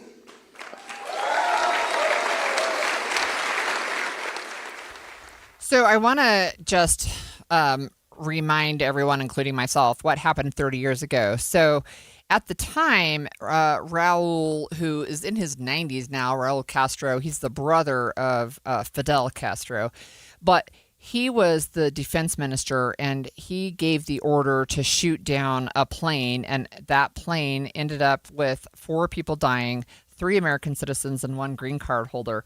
So this has been, I mean, this is a long time coming, but also it's interesting to note to me that Marco Rubio, our current Secretary of State, he actually did a televised address specifically speaking to the people of Cuba and asking them to please align themselves with President Trump's agenda. So that is interesting to me. He is the son of Cuban immigrants, right? And he has blamed the country's longstanding electricity and resource shortages on Mr. Castro and then the military conglomerate that kind of controls the whole economy. Yeah. Now, Castro became the president, Raul Castro. He's no longer the president. They have another one, and he has basically said, you know, because there's been a little back and forth with, hey, I think we're going to go take Cuba next. Well, he said this just a couple of days ago. His name is Miguel Diaz-Canel, and he said if the military comes and assaults Cuba, there will be a bloodbath with incalculable consequences. That was 2 days ago. Yeah, well, Cuba's not going to go lightly and to become the 51st state. When I heard about this indictment of I thought he was the current president, Raul Castro, Fidel's brother, and that they were going to do another Venezuela type extradition and somebody go grab him in the middle of the night. I don't know how they're going to extradite him or what they're going to do. And the Cuban economy is on its heels right now because of apparently, I mean, a week ago that we were talking about the fact that they were literally out of oil. They were and power's been gone. And so Secretary of State Rubio has argued that Cuba needs to make some changes because he says the country's being led by, his words, incompetent, senile men. Yeah. Well, just announcing this indictment, he must be indicted on murder charges, and he must be. There are no statute of limitations when people are like, "Hey, what do you do?" But he's not in the United States, right. So it's unclear if they're going to go do an extradition mission or if he's just going to remain in Cuba. And this is performative. I mean, I don't know. Would you do that for something this big and hold a press conference if you didn't intend to follow through with it? well, And how what are does you that going to say follow anyway? through? Well, go get right? him. Because, well, like then, they did in then, Venezuela. Then you've got some territorial integrity discussions to be had. Right. However, right, he's not on U.S. soil at this point. Right. Yeah. And it certainly isn't coming anytime soon. The tension between the United States and Cuba has been long-standing, and they're such a close neighbor. I mean, they're just relatively geographically close, right? So it's one of the. It's just the latest to say, okay, the 51st state, because we've had Greenland, we've had Canada. We've had Cuba. Who else have we? Oh, Puerto Rico. Puerto Rico wants to be the 51st state. One state right? actually wants to be. Nobody's talking about it. We have another territory, American Samoa. We have Guam. I don't know that those have been talked about as being the 51st state, but certainly recently it has been. So the U.S. also sanctioned 11 other Cuban officials, including the Minister of Justice, the Deputy Minister of Cuba's Revolutionary Armed Forces. And then there's really, like, it feels like there's at least a de facto embargo on letting anything get through. And I don't know if the point of that is to cause Cuba to become so desperate that they'll just acquiesce to whatever the United States says. I don't know. But the current president is not that interested. They're clearly trying to squeeze them into some sort of poverty where they get so bad that they call out to the United States to say uncle. It doesn't seem like they're anxious to do that anytime soon, and they must be getting oil from some other source. I know that they're at least historically been a Russian ally. Yeah, so there is all kinds of stuff. You remember, if you go all the way back to the days of JFK and the Bay of Pigs, right? That was Cuba, and Russia was ready to attack. Yeah. So anyway, that's breaking news. The Department of Justice. Sorry about Ebola. Yeah, we were going to talk about Ebola in light of our dirty soda conversation. But the Department of Justice has indicted former Cuban President Raul Castro for an event that occurred 30 years ago where Americans were murdered, according to the Department of Justice. He is not in America. He's not in custody right now. Whether or not he will be extradited is something that we'll watch. Yeah, he looks to be. He's Fidel Castro's brother. He's got to be up there. Old. I don't know what they intend to do, if this is just for the family of the victims or just to show that we're flexing our muscles. But a big indictment, and the press conference is still going. People, taking some credit for it. But yeah, it's unusual that we indict a foreign person. Not entirely unusual, but for something like this. And I'll just say on Ebola, there are some travel restrictions. If you are thinking of traveling to where Ebola has an outbreak, please don't do that. Yeah. When we come back, dog owners, we're having a big pivot here, are all too familiar with this. Your furry friend's bad breath, thanks to their dirty soda. A potential new treatment is found in something, molasses of all things. We're going to talk about that when we come back. The Management Minute is a service of the MBA program and the Shingo Institute in the John M. Huntsman School of Business at Utah State University. I'm Professor Scott Hammond. I know it's surprising, but I had a dispute with my healthcare provider about a bill. In the resolution, the kind person in the clinic who was trying to help me kept saying, "They won't let me. They don't know. They're trying to." It was they. It was like this person was stepping out of their organization, then talking to me. The Shingo Institute and the MBA program at Utah State University teach you that if you're saying they instead of we, then your organization has an alignment problem. The people who are facing the customer are not fully connected with the organizational systems. Time to get everyone on the same page. Learn more about organizational alignment with an MBA from Utah State University or a certificate from the Shingo Institute. Go to utahstatemba.com. That's utahstatemba.com. I'm Scott Hammond. Hope to see you in one of our classes. KSL offers the best daily newsletter in the state. It's the 3 things you need to know. Every weekday, we deliver quality and relevant content to your inbox. No ads, no spam, just the 3 things you need to know to be informed about the world around you. Subscribe today. Visit KSLNewsRadio.com or text the word inbox to 57500. That's inbox to 57500. Finding great candidates to hire can be like, well, trying to find a needle in a haystack, but not with ZipRecruiter. Its powerful technology actively finds and invites qualified candidates to apply to your job. So while other companies might deliver a lot of hay, ZipRecruiter finds you the needle in the haystack. See why 4 out of 5 employers who post a job on ZipRecruiter get a quality candidate within the first day. Try ZipRecruiter for free at ZipRecruiter.com/free. That's ZipRecruiter.com/free. ZipRecruiter. If the world were like a Sleep Number mattress, everything would adapt for your comfort. Because as your life changes and your body changes, Sleep Number mattresses adapt and shift to give you personalized comfort night after night. And now everything's on sale during our Memorial Day event. Save up to $1,200 on mattresses, plus free delivery when you add a base. Ends Monday. To experience a whole new world of comfort, visit a Sleep Number store or go to sleepnumber.com. Sleep Number. To a good life sleep. This is Derek Miller speaking on business. For nearly 75 years, Bank of Utah has served individuals, families, and businesses across the state with a relationship-focused approach to banking.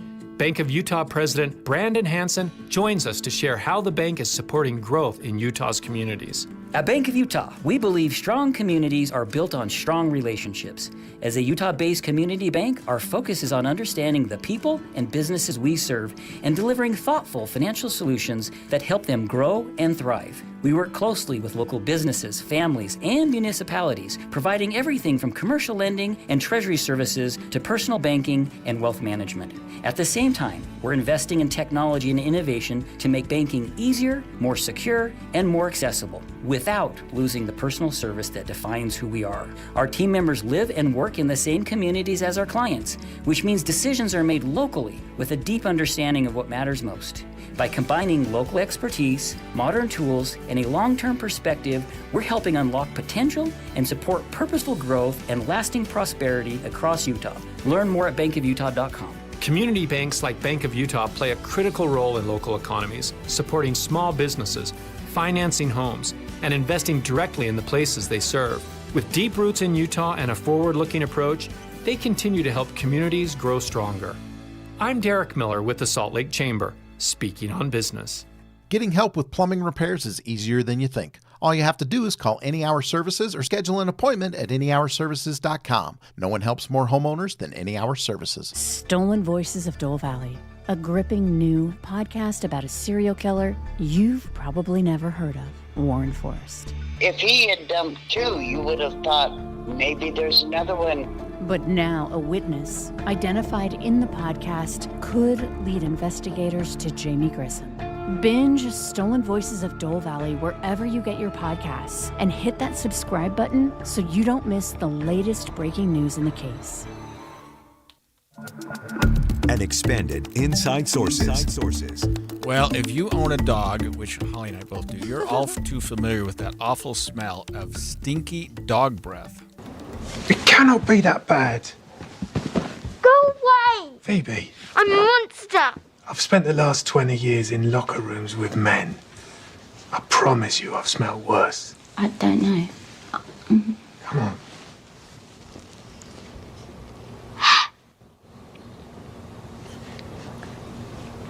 I think you might be dying. That's a scene from Apple TV show Ted Lasso. But unlike with kids, your dogs, actually your kids kind of know sometimes, I don't know. But your dogs don't usually recognize that they have bad breath, or if they do, they don't care. Yeah, they don't care. They like bad smells. Well, there's a new spray out there that can help your dog's bad breath. Using a spray from ingredients from, of all things, molasses. I know. Look, I'm a fan. Sign me up. So this is a story that the Deseret News posted recently.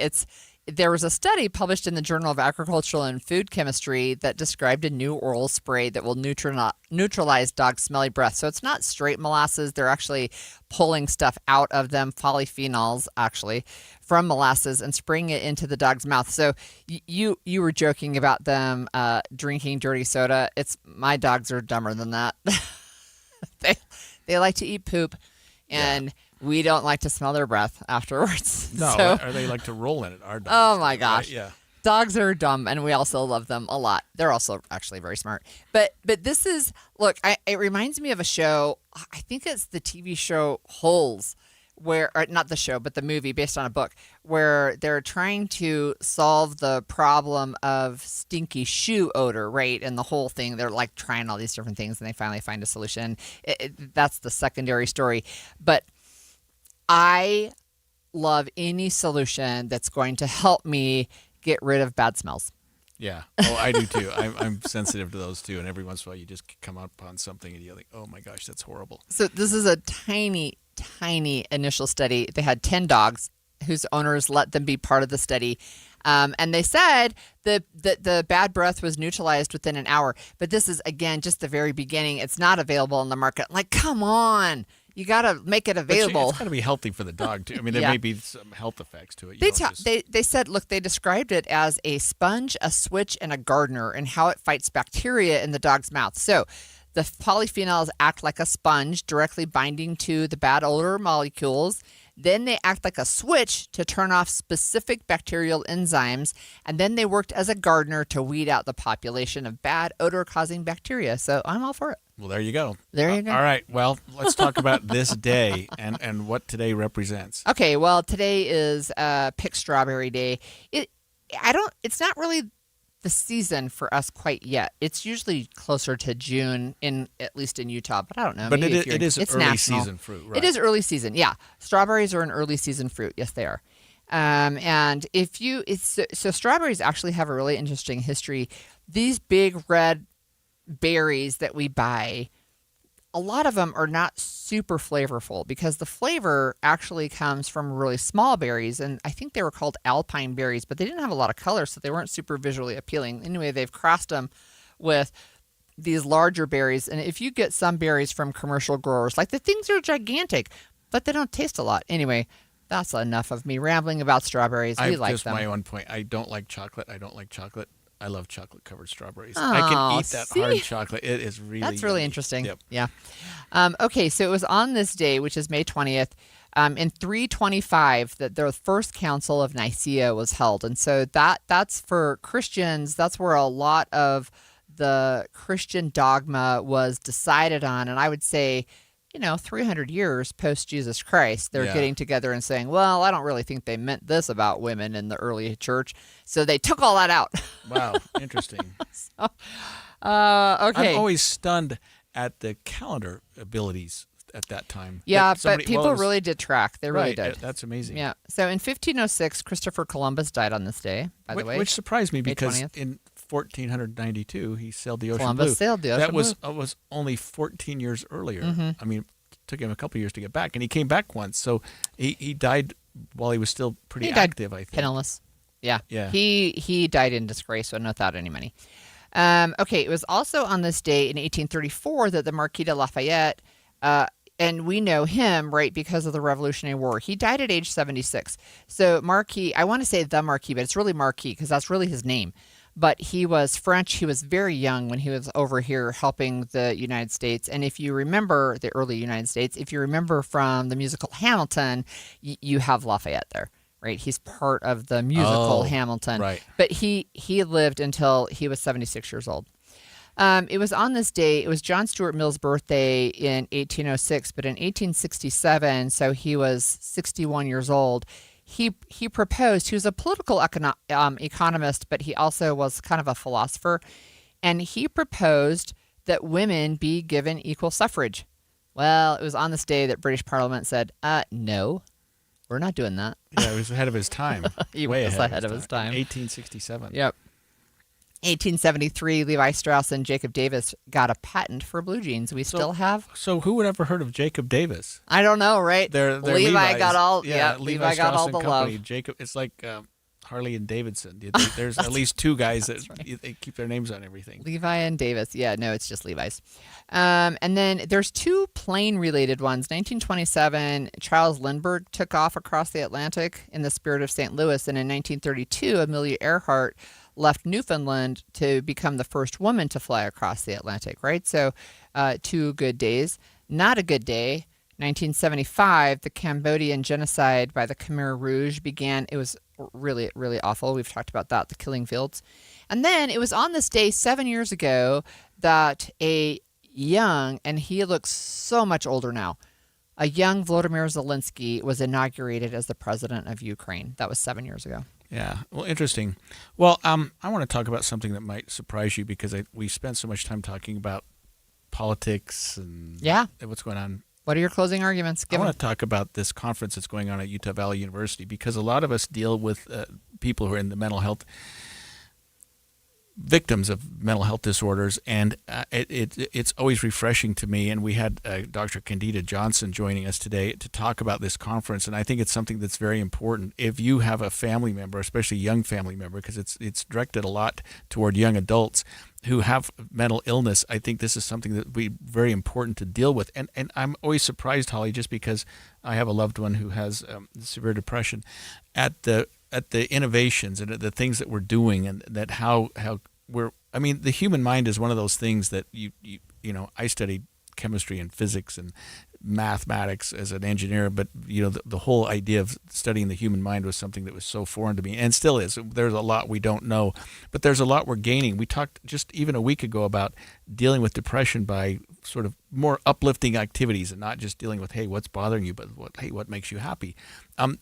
Things like that just make so much sense. So I was happy to interview her, and I was glad that we are doing something about that. And I hope that people will attend that. It's at Utah Valley University. It's the first or second week of June. She gave us the dates, and I hope that people can look into that, because I think that our young people, especially those that are suffering from mental illness, are too often neglected and too often blamed for, hey, you just need to suck it up. You've got some issues and whatever, but they last for a long time, and at that age, I think if you're not getting treatment, you're in deep trouble. So, I applaud them for doing that, and I hope people will take advantage of that. It seems like a very, very good program.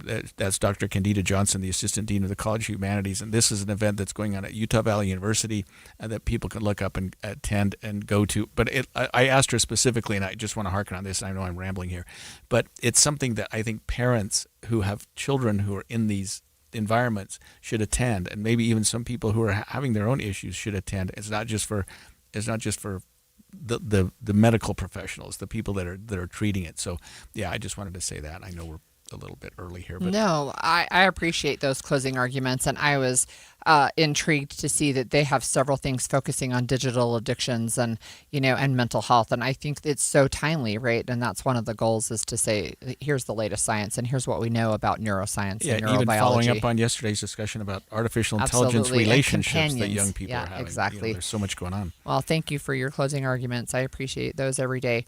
So state lawmakers, we've talked about its interim date. They're going to take a closer look at the environmental effects of data centers, which of course is pretty appropriate given everything going on right now. Much more on that coming up next on Utah's Noon News with Maria Chaleos.